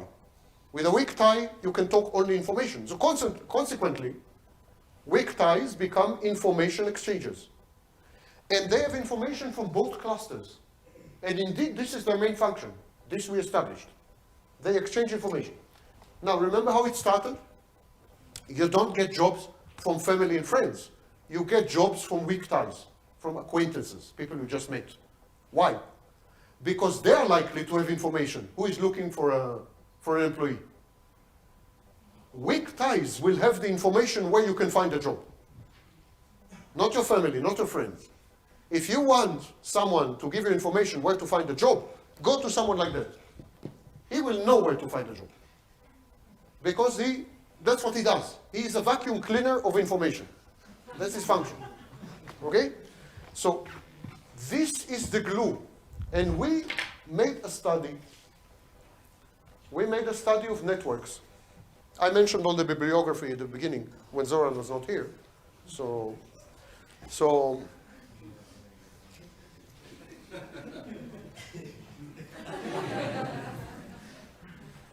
okay. We made a study of a specific study of networks. A huge study, by the way, 386 million exchanges over 1 month. One of the biggest studies. It took 2 years, and it was published in 2013. Here are the amazing results. We tested information in a network, information seeking, information dissemination, efficiency of information, how information moves in a network. We tested sharing of organizational and institutional knowledge inside the network. We tested diffusion of innovation, how fast the network innovates. We tested community building, the sense of community, if the members feel that they belong to a community. We tested civic engagement. Civic engagement means whether the members are active or not active. We tested multidisciplinarity. In other words, whether members bring information from outside, combine it with information from the network, and so on. So everything everything that is absolutely critical to the survival of the network. Information, activism, activity, level of activity, innovation, everything. Without this, the network will die. And we tested this, they tested this, and they checked what determines success in these things. So they tested for network size. Does the size of the network determine success in these functions? No. They tested how often the members communicate, discussion frequency. How often the members communicate with each other. Does it determine the success of the network? No. They tested everything. They tested all the known parameters of networks. If any of these, cohesion, mohesion, I mean, you name it, centrality, they tested many, many parameters of networks. The study is by De Zuniga in Valenzuela. So they tested many, many parameters, all the known parameters of networks. As I mentioned before, centrality, degree, closeness, betweenness, cohesiveness, I mean, you name it, everything. None of them, not one of them, was connected to the crucial functions of a network. Not one. Except how often weak ties talk to each other. It was the only parameter that predicted success and survival, longevity, and fecundity, how often the information is spread. Only is how often, not opinion leaders, weak ties talk to each other. That was the only predictor. That means that weak ties, I could say easily, are much, much more important than opinion leaders. Much more important. They determine the glue, they hold the network together, and they determine the survival, longevity, and functioning of the network. Not only that, weak ties communicating with other members or communicating with opinion leaders is meaningless. How often they talk to each other determines the success and future of the network. This is the network, weak ties, not active members, not opinion leaders, none of these. Why? Because we discovered more generally, as you remember, I mean, those of you who were not asleep, remember when I said at the first part, outsiders are critical to the network. Outsiders, well, of course, insiders, but outsiders are very crucial to the network. Now, weak tie member, it's a member who doesn't like other members, doesn't like to talk, doesn't like to have lunches, doesn't like to gossip, doesn't like to be intimate, doesn't like anything. What do you want? It's the kind of person who, when he picks up the phone, doesn't say Dobar den kakosi, but says, what do you want? That's a weak tie member. So, a weak tie member is an outsider, is both insider and outsider. He is the bridge, not only between clusters, but he is the bridge from the network outside. I cannot overemphasize the importance of weak ties. Now, most networks make the mistake, the same catastrophic mistake, of dedicating most of their resources. Most networks make the mistake of dedicating most of the resources to opinion leaders. And in second place, to members. So if they have like $100, they would spend $70 on opinion leaders, $29 on members. And they will have $1 left for weak ties. Because instinctively, the opinion leaders in the network, they say, he's not serious, he's not participating, he's not active, he's not coming, he's not meeting anyone. He doesn't market the network well, he didn't bring other members, he didn't create his own downline or upline or whatever line you want. So they put down, they underestimate the weak tie and they ignore the weak tie. And that is very crucial, catastrophic mistake for networks. Networks, had it been rational, networks would have dedicated equal amounts of money to opinion leaders and to weak ties, with almost nothing for members. Because we have numerous studies that show that members don't contribute to networks, actually. We have studies of MLMs, for example. Why MLMs? Because in MLM you can quantify. It's much easier to quantify because they're selling goods. most MLMs sell goods. And before you ask me, Lyconet is not an MLM. So MLMs sell goods, so it's easy to measure. So the FTC, Federal Trade Commission, made studies of MLMs because they wanted to decide whether to criminalize MLMs, whether to make them criminal. And so they studied the economic activity of MLMs. Members generate less than 3% of the income of MLMs. Opinion leaders generate the rest. So a rational allocation of resources of the network would be 50-50. 50 to opinion leaders and 50 to weak ties, and almost nothing to members. Members actually don't contribute much to networks. Think about church. Think about a synagogue, because I talk about Christianity, Islam, time to talk about myself. By the way, for you not to think that I'm only criticizing Christian, not criticizing, but I'm only kind of mentioning Christian and Muslim beliefs, the Jews have equally irrational beliefs. For example, we believe that periodically Jews argue with God and win. Now, that's not entirely irrational, because I don't know anyone who can argue with a Jew and win, and that includes God. So it's not entirely irrational. But talking about Jewish tradition and Judaism, for example, when I just said that you opinion leaders and weak ties, consider a synagogue, for example. In a synagogue, there are opinion leaders. These are the people who come to the synagogue regularly and pray and make contributions to the synagogue and maintain the synagogue, etc., etc. And then there are members. Majority, numerical majority, numbers. These are members. But if all the members were to vanish tomorrow, synagogue would keep surviving and surviving well. It's not nice to say, but members are not really crucial to networks. Of course, the statistics are clear. In networks like Facebook, for example, almost all the income comes from 2%.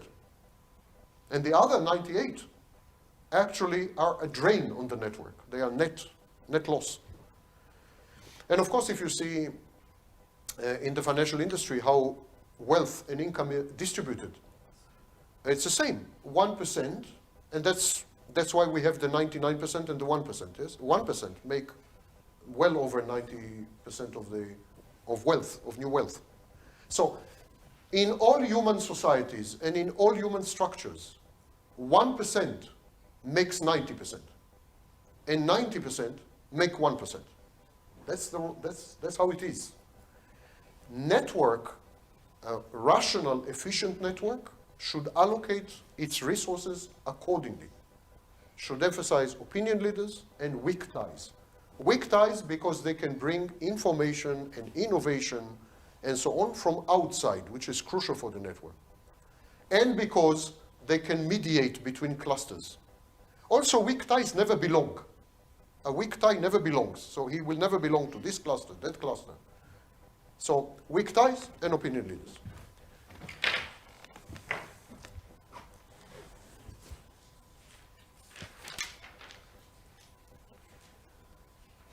What determines, and I'm shortly coming to the end. Yeah, I'm shortly coming to the end. And then I will let you ask questions. Of course, I don't promise answers, but you can ask. I mean, feel free. And just because time is running short, I want to cut a few elements here. Okay. What determines if a network adopts innovation? Every network, if it doesn't innovate, dies. Let that be clear as well. Networks are not hierarchies. Every hierarchy, if it innovates, risks dying. Seriously, in hierarchies, innovation sometimes is deadly. In networks, lack of innovation is deadly. So, every network must have an innovation management policy. How to get acquainted with innovation, find out about innovation, design an innovation, introduce an innovation, and adopt an innovation. These are all different processes. For example, introduce innovation, opinion leaders.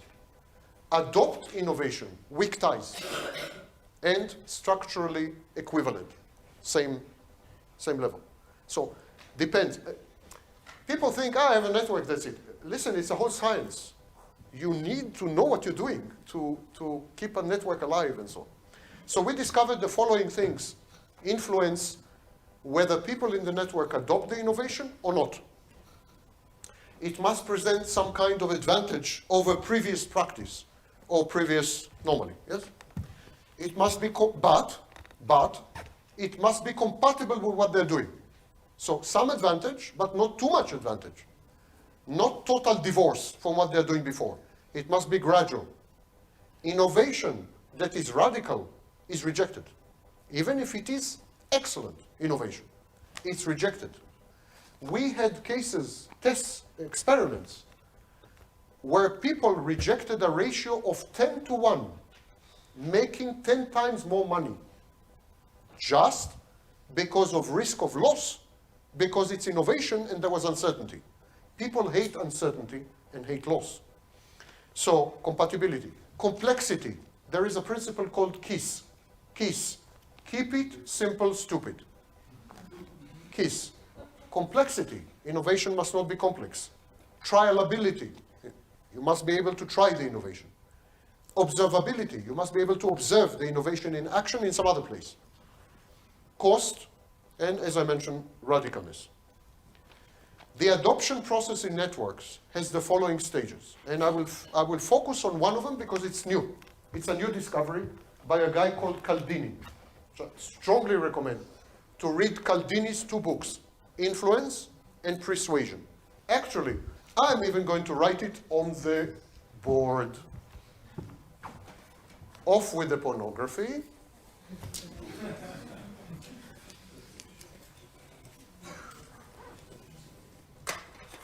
These 2 books, anyone who is in networks and didn't read them should read them. Cialdini, one book is called Influence, and one book is called Persuasion.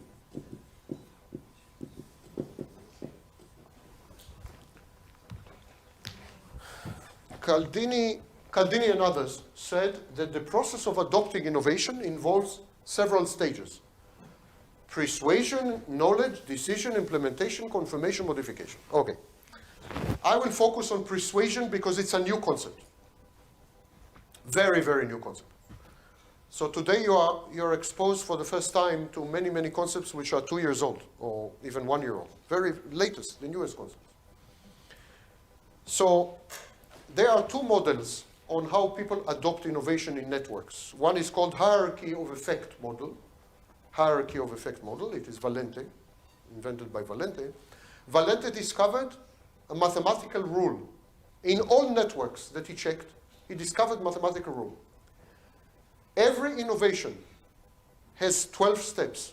Every innovation in network has 12 steps. And each step is adopted by 80% of the previous step. So, if you start with innovation in a network and 1 million people adopt it, the next step will be 800,000. Next step will be 640,000, etc., etc. 80, 80, 80. It's the rule of 80. You can calculate and you see that by the end of the 12 steps, there are very few people who actually work with the innovation. They become the opinion leaders. So innovation starts like that, not like that. Not it starts with few people and goes to the masses. It starts with the masses and ends up with a few people. Exactly opposite of what you're thinking. Actually, when there is innovation, many people hear about it, but very few people adopt it. So it's like that. So this is called the hierarchy of effect model, and the other model is known as the trans-theoretical model. Trans-theoretical model says that people adopt innovation or adopt information by thinking about adopting it, then thinking about it, then preparing to adopt it, then acting on it, and if they succeed, maintaining it. This was discovered when 3 scholars studied people who tried to quit smoking. They tried to quit smoking, And they discovered that people quit smoking in stages. They think about thinking to stop smoking. Then while they're smoking, they think about stopping to smoke, while they're smoking, of course. Then they are preparing themselves mentally to quit smoking. And then if they are Macedonians, they stop. But if they are not Macedonians, after they prepare to quit smoking, they quit smoking. And then if they succeed to quit smoking, they maintain. So this is a process called trans-theoretical model. That's how people adopt innovation or change their behavior modification. And I mentioned the previous model. Now, I want to focus on persuasion. The adoption process of new information, new behavior, new innovation, so on, I told you, has 6 stages. Persuasion, knowledge, decision, implementation, confirmation, and modification. So, persuasion, leave on the side. I will explain in a minute. Knowledge, you come to know about the new thing, or you decide, you implement it, it works well. Some things don't work well, you modify them. Simple. You don't have to be a genius for this. It's clear. Persuasion is a new concept. Caldini discovered, it all started by mistake. Caldini is a professor, a professor of marketing. Brilliant guy. I mean, his book Influences, the best book ever written about motivating people, in my view. I mean, I read, I think, a lot, but it's the best book ever written about motivating people. And he was working at the university, and when professors get bored, they experiment on students. It's a kind of a mechanism to overcome boredom. And so I assume he got bored because he experimented on students. And of course, he didn't have anything in mind. He really needed to fulfill some enquete, some opinion poll. So he went to the students. He said, listen, would you mind fulfilling this form? 24% of the students agreed, which proves that he is not a very good professor. Because if he's a good professor, students would be very afraid of him, and all of them would fulfill the form. So only 24%, my students will fulfill the form twice. Trust me. Minimum twice. That's on a bad day. So only 24% of his students fulfilled the form. He said, bloody hell, I need more, you know. So he tried something, and he didn't know what he was doing when he tried it, but it gave birth to a whole new field of network management and so on. He tried something. The next day, he came to his students and said, how many of you think you're helpful? Helpful people, people who like to help. Everybody raised their hand. Of course, I'm helpful, this, that. He said, okay, now can you help me to fulfill the form? 77% fulfilled the form. 24, 77. It created a light bulb. I said, wait a minute, what did I do? I only asked them. So he created something called persuasion. Not persuasion, to persuade, but persuade. Preparing someone to be persuaded. Preparing someone to be convinced. He said, if I ask someone, are you helpful? After that, he will be ashamed not to help. So I'm preparing him. Yes. Well, if he's American. So, I mean, I'm Israeli. I'm helpful. Of course I'm helpful. Fulfill the form. Pay me. In advance. What? So, this is called persuasion. And I'll give you a few examples of persuasion. Persuasion. It's been tested now several years. It's a stunning concept, in my mind. Revolutionary concept. And very applicable to networks. So one of the mistakes that networks make, I would say all networks make, is that they get straight to the point. Hello, welcome. Listen, we have a great idea. You can do A and you will get B. And then when you do B, you have added benefit of C. So you get straight to the point. And your response is 24%. But if you use persuasion techniques, you can triple and quadruple the positive response. Proven. And I'll give you a few examples. Only if you're interested. You see why my students would fulfill the form twice? I know majority of you wanted to say, will you please finish? But no one dares. That's the way it should be in a proper university. Now,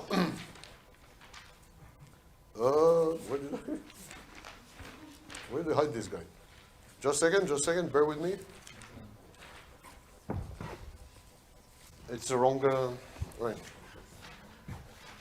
Here are a series of experiments with persuasion, experiments that were carried out. I'm telling you, giving you several examples, there are many. So the first example I gave you is you ask the person, are you helpful? And then they help. But you can also ask, are you daring? You can also ask, are you open? Are you open to innovation? You can ask, are you honest? You know, whatever you want the person to motivate, you can ask this question initially. For example, if you want the person to take a risk, you would say, are you daring? So, not everyone will say, I'm daring, but those who raise their hand, the response rate after that will be much higher. So, this is one example. Second example, he discovered, again, one major mistake of networks. Networks emphasize benefits. All networks emphasize benefits. He discovered, and we knew that in advance, that people are loss averse. They are much more motivated by not losing than by gaining. So the successful networks emphasize how they will prevent you from losing. Not how you will benefit, but how you will not lose. And he constructed a series of experiments, others later, constructed a series of experiments. He came to students and he said, you can benefit this. And then he came to another group and he said, if you do this, you will avoid this and this loss. And even though the benefit was much lower, the adoption rate in the second group was way higher, like 9 times higher. So if you emphasize what people will not lose, if you emphasize how you can save them money, if you emphasize how you reduce risk, if you emphasize how it will make their lives more certain, that's much more powerful than if you emphasize how much money they can make. Much more powerful. He calls it emphasize losses, not benefits. Read his books. I can't emphasize. I can't emphasize how important to read his books. It's a revolution in consumer psychology, network psychology, everything. You will not be the same people after you read his books. Of course, I'm getting 10% from everything. No, I'm not. So what if I'm a Jew? Sure, Evrei Skarabota. Okay.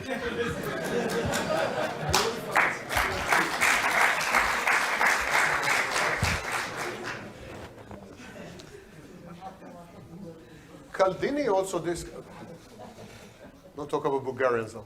Caldini, listen, my first wife, you see, they're coming for me. My first wife was quarter Bulgarian. My second wife is half Bulgarian. My third wife will be, no, my first wife was fully Bulgarian. Sorry, I forgot to read. My first wife was fully Bulgarian. The second wife is half Bulgarian. If I have a third, it will be quarter. By the fourth, I hope to get rid of him. Right? Now YouTube will ban my video. Hate speech. Right. When it comes to money, we're all Bulgarians. Now. Another thing he discovered in Caldini, another thing he discovered in his experiments is that if you ask for opinion or expectations, the person will help you much less than if you ask for advice. So if you come to a person and say, what do you think about this? Or if you come to a person and say, what would you like me to do? You will get much less collaboration than if you come to the person and say, can you give me advice? Advice is powerful motivator. Even in networks, it is counterproductive to say, for example, I know that you expect to make money, or I assume that you expect to make money, or Give me your opinion. Instead, if the members are motivated to give advice, they will become very active members. So, for example, he made a series of job interviews, simulated job interviews. So he sent students to apply for a job, a real job. I mean, there was a job interview. He sent students to apply for jobs. They found in the ads, classified ads, and he sent the students. Half the students were instructed to present a very impressive curriculum vitae. Yes? I was Prime Minister of Macedonia, I'm now in Hungary, you know, all this kind of thing. And half the students were instructed to behave in a certain way. In a minute I will tell you how. Of the half that presented an impressive curriculum vitae, 9% got the job. Of the other half who were instructed to behave in a certain way, which I will tell you in a minute, well over 40% got the job. What did he tell them to do? He told them to say the following sentence. Only one sentence. Before I start to present myself to you, can you tell me why you invited me here? So they were forced to talk about the candidate positively. If I say to my interviewer, why did you invite me? The interviewer will say, well, I looked at your CV, it was impressive, I saw that you have these accomplishments, that's why I invited you. From that moment, he is hypnotized. He is already in a positive mind frame. 5 times better success rate in job interview for a single sentence. Why did you invite me here? All these techniques are called persuasion. Today, modern networks, modern I mean Facebook. Facebook is the cutting edge. Facebook, Instagram, WhatsApp, the complex. So the cutting edge. When you want to learn about network techniques and so on, you see what they're doing. They are in decline, but they're in decline because they are forced to behave improperly, I mean improperly as far as network theory, because of political intervention, politics. But had they been left to behave the way they wanted, they are perfect. So for example, today in Facebook, they introduced in the algorithm and in the design and the program itself, they introduced persuasion. I will leave you to find it out. I will not tell you how they're doing it. But go now to Facebook with fresh eyes and see how they persuade you. Okay?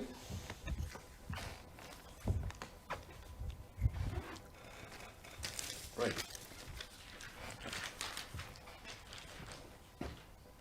Let's talk about the future of networks, and then if you have questions, I will go home, but you can present the questions, no problem. I mean, no problem with the future of networks. So, last segment is future of networks. So, we think that all future networks will be one of 3 types, and that is multiplex, multimodal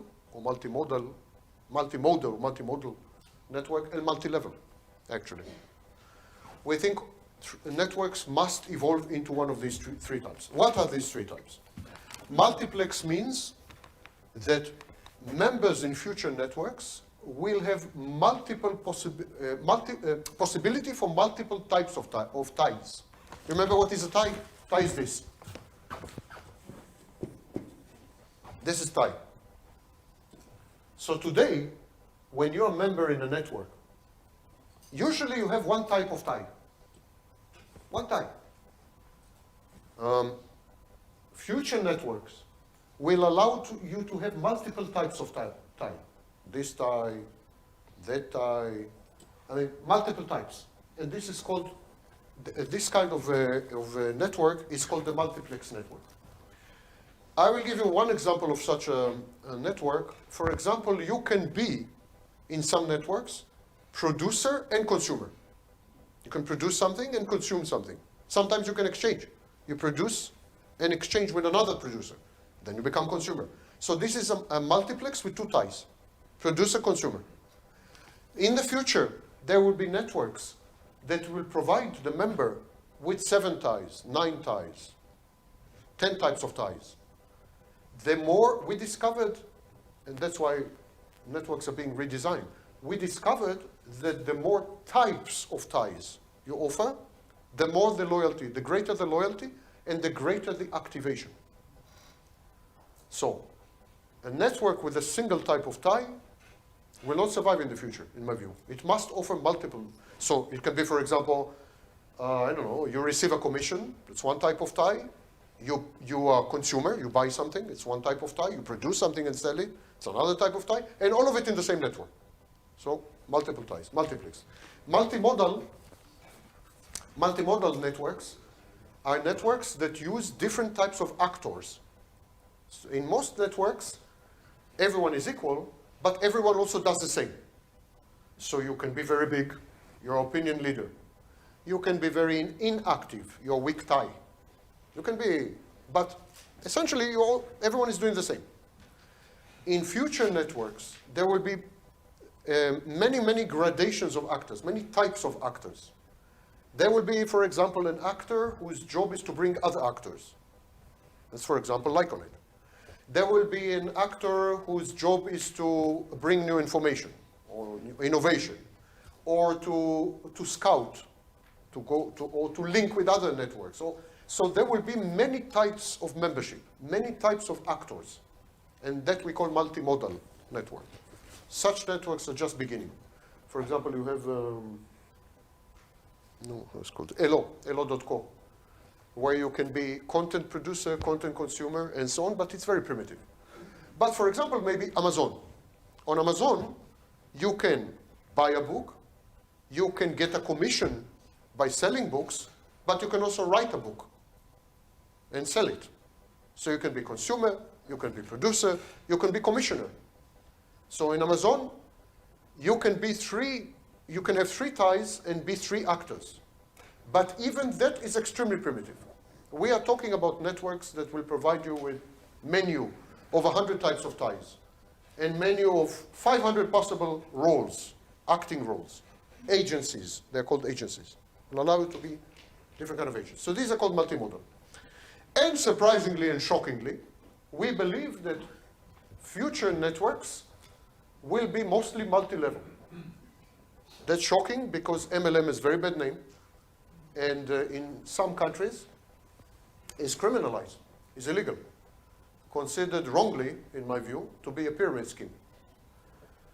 Lyconet is by no definition a pyramid scheme, and even not an MLM, of course. I mean, anyone who knows theory of MLMs and theory of pyramid schemes know that you are neither. You're not this, not this. But other networks are under attack for being MLMs and so on. We believe that the future of networks is actually MLM. I mean, one future is one type of network, is multi-level network. Maybe there will be modifications. Maybe most of the income will come from direct sales, not from people you bring to the network and so on. But the multi-level structure is the most flexible structure we know, actually. People bringing people is the most flexible network structure we know. When we have a network such as Facebook or Twitter, there is no people bringing people. Each one joins separately. Consequently, Facebook is extremely inefficient at delivering. For example, if you advertise on Facebook, your return on the advertising is nothing. It's a very inefficient platform. It's a very inefficient platform because the clustering is enormous. Every individual is a cluster. They have common friends. But what is common friends? I have, I don't know, 6 common friends with Zoe. So, for example. So it's meaningless. The clustering is too much. Because it's broken down so much, it cannot deliver. But in multi-level, the cohesion, network cohesion is much stronger. And it is the most flexible structure known to organize a network. So we believe that future networks will be multiplex, multimodal, and multi-level. These three will be the future. Now, of course, multiplex, multimodal, multi-level create disorientation. It's very destabilizing, create dislocation, and atomization. But they empower, and they provide opportunities. And as long as the network keeps itself self-sufficient, synergetic, and creates value from inside for the member, it will survive. So, a future network, to summarize, will be isolated ecosystem, which is not in touch with the outside, but provides everything inside. The network itself can get things from outside, but the member will be supplied by the network, not by anyone outside. So, isolated, we call it solipsistic network. It's an isolated network, universe of its own. It will be multiplex, multimodal, and multi-level. That's the profile of the future network. Thank you for suffering me. I don't know how much Zoran paid each of you to be here. But if you have any questions, I'll be happy to ignore them.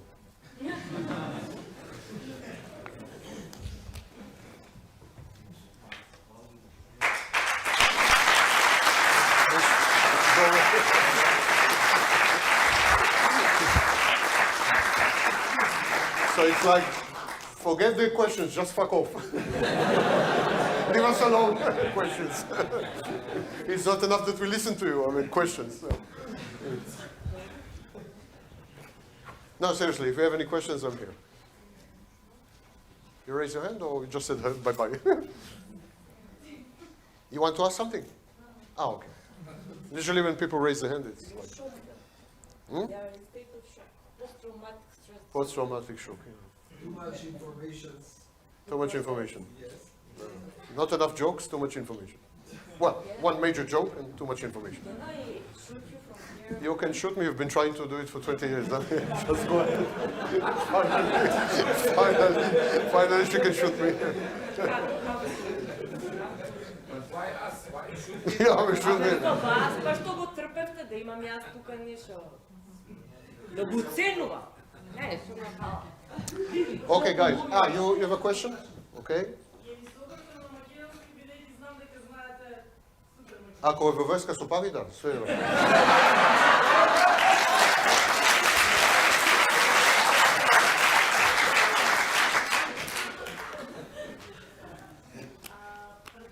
дека го знаете и системот на кешбек и на лајкови долг, така? Добро, не знам. Yeah, I know more.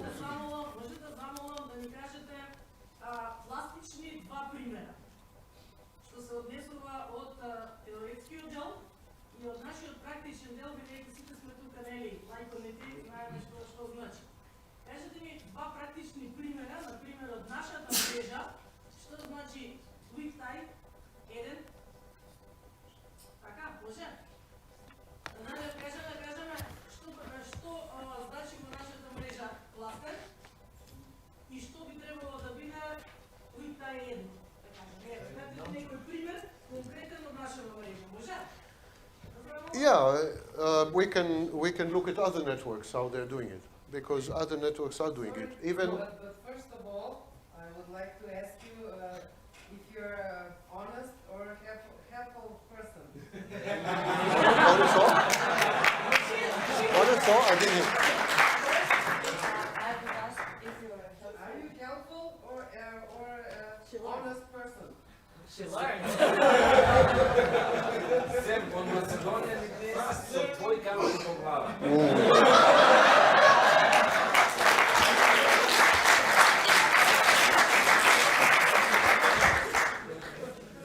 If I tell you that I'm helpful, I will not be honest. And if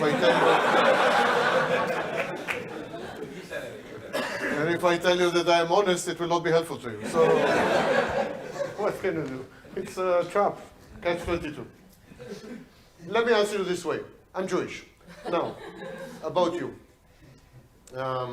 We can look at other networks, which would be a good idea, because some networks, especially social networks, but not only social networks, absolutely not. For example, there are direct sales networks, which are operated by manufacturers in the United States, like Avon and so on. And they are implementing already this.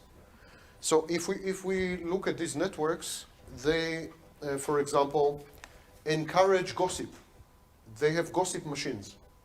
They encourage people to join so as to get acquainted with the network and to gossip about it, just to talk about it. These are weak ties.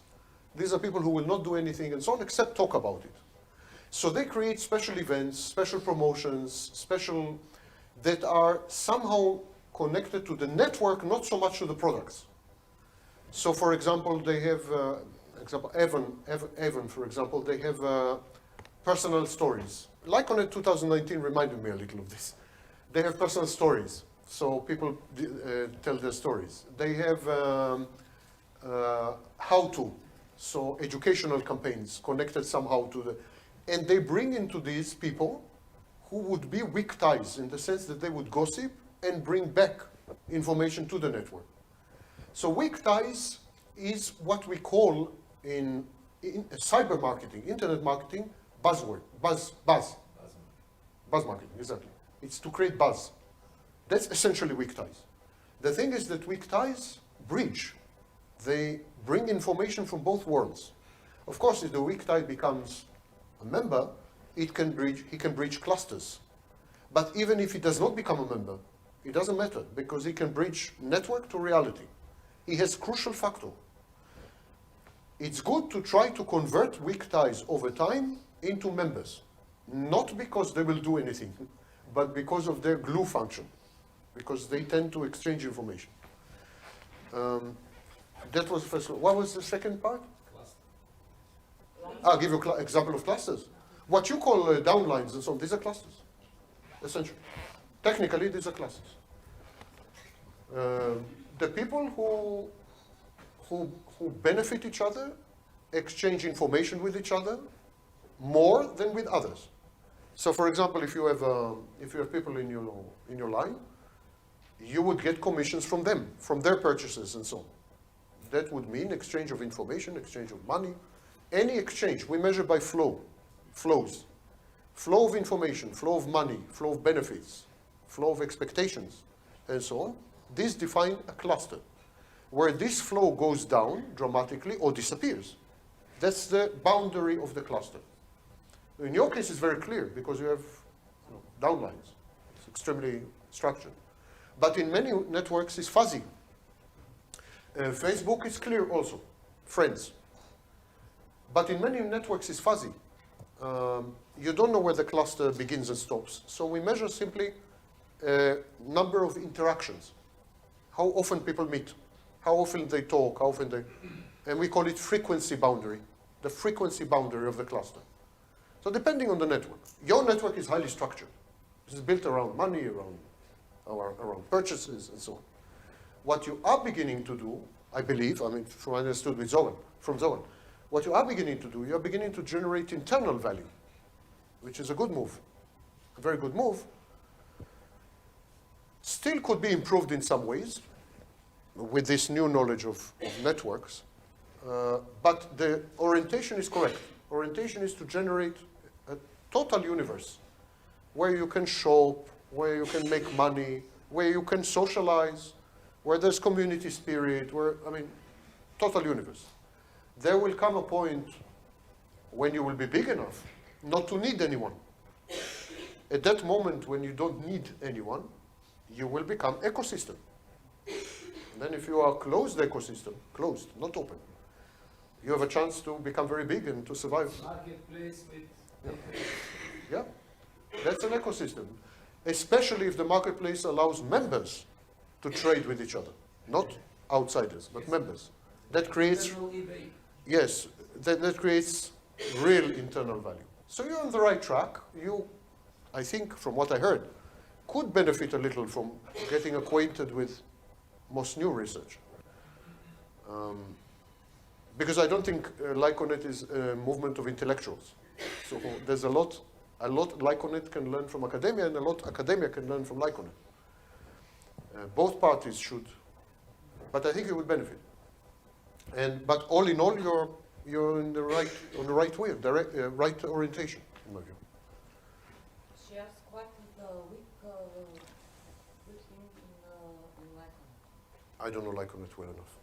It's not serious for me to answer. I can't help with weak ties. No, weak ties are answered. What are the weak ties in Lyconet? I don't know Lyconet well enough. But I explained what are weak ties. These are people recruited from the outside, on purpose from the outside, to gossip and so on. Yeah, exactly. Во Lyconet weak ties са наливачите на големите клубове. Те сега дойде информация кой победил на Red Bull Air Race. Там информация ќе оде клубот на iTime, клубот на Cashback World, па са шо е Cashback World, почнува госип. Weak ties са тие стотици милиони луѓе кои што масовно ќе се зашнат. И уствари ние најмногу внимание обраќаме на weak ties. I'm weak tie, actually. I'm weak tie. I'm example of weak tie. Типичен пример овој на I'm example of weak tie. I'm an unpleasant person, not sociable, introverted, and so on.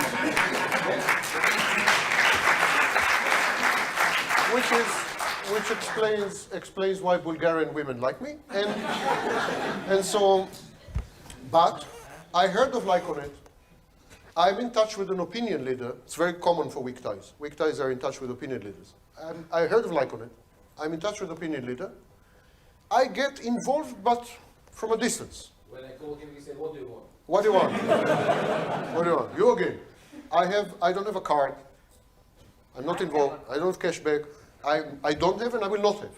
Not because it's a bad idea. It's a wonderful idea, by the way. Brilliant idea. But I don't, because that's me. I'm standoffish. But I analyze Lyconet. I participate in events. I spread the word because I post it on Instagram, on Facebook, and I bring new information to you from the outside. I'm fertilizing you. I'm bringing you new. You can reject this information, accept it. It doesn't matter. I'm bringing you innovation. What you do with it is your problem. But I am bridge. I'm helping you as a bridge. If I were to get involved in Lyconet, let's assume some time passes, and Zoran blackmails me finally to get a card. And I get a card, I become a member. Probably what will happen, I will become bridge between clusters. I will meet Zoran, then I'll meet another opinion leader, and I'll begin kind of meet, because that's my nature, it's my character. My character is to convey information. I'm an information bridge, not only in Lyconet, I mean, generally. So I'm a weak tie. If you want to see example, walking, talking, at this stage, weak tie. For your 10 minutes for your knowledge free of charge. Free of charge remains to be seen. Don't be optimistic. Don't be optimistic. You still have to leave the sala. Yeah, you still have to leave the sala. That's what I said. Doesn't have to be. Although, when it serves as a bridge between clusters, of course, has to be in this case. Because of the politics. We did not study. Pardon. Because of the politics of the network. We did not study external weak ties. We don't have a single study about, like me. There are no studies of people like me. But there are lots of studies of weak ties starting in 1973, of weak ties inside networks. So we know a lot about intercluster bridges. But we have almost zero knowledge about people like me, who are in and out, in effect, in and out. This exists everywhere, absolutely everywhere. I mean, in religions, and you have all the time this cloud of flies around that are touching, going, coming, landing, flying, you know. And they are also weak ties, in effect, but of a different type, and we have no studies about it. We don't know. I think people like me are helpful to networks. Because we bring new information, we stimulate thinking, we challenge. In Lyconet 2019, I said many unpopular things. So we challenge you. We create dynamics, usually good dynamics, and so on. So I think it's very useful, actually. And the same function is carried with the weak tie inside there. But what we discovered, and that's a shocking thing, that weak ties are much more important than opinion leaders. They are holding the network together. We didn't know that. It was for us shock when we discovered this. And it was based on a really, really huge study. I mean, if it was a small study, you could say, mistake, this, that. It was a gigantic study. It was 2 years, 400 million interactions. It was an enormous study, the biggest ever made about networks. And we discovered conclusively opinion leaders inside clusters. Between clusters, weak ties. The glue and the fertilizer, the person who creates the innovation. These are weak ties, which for us was a big shock. Great.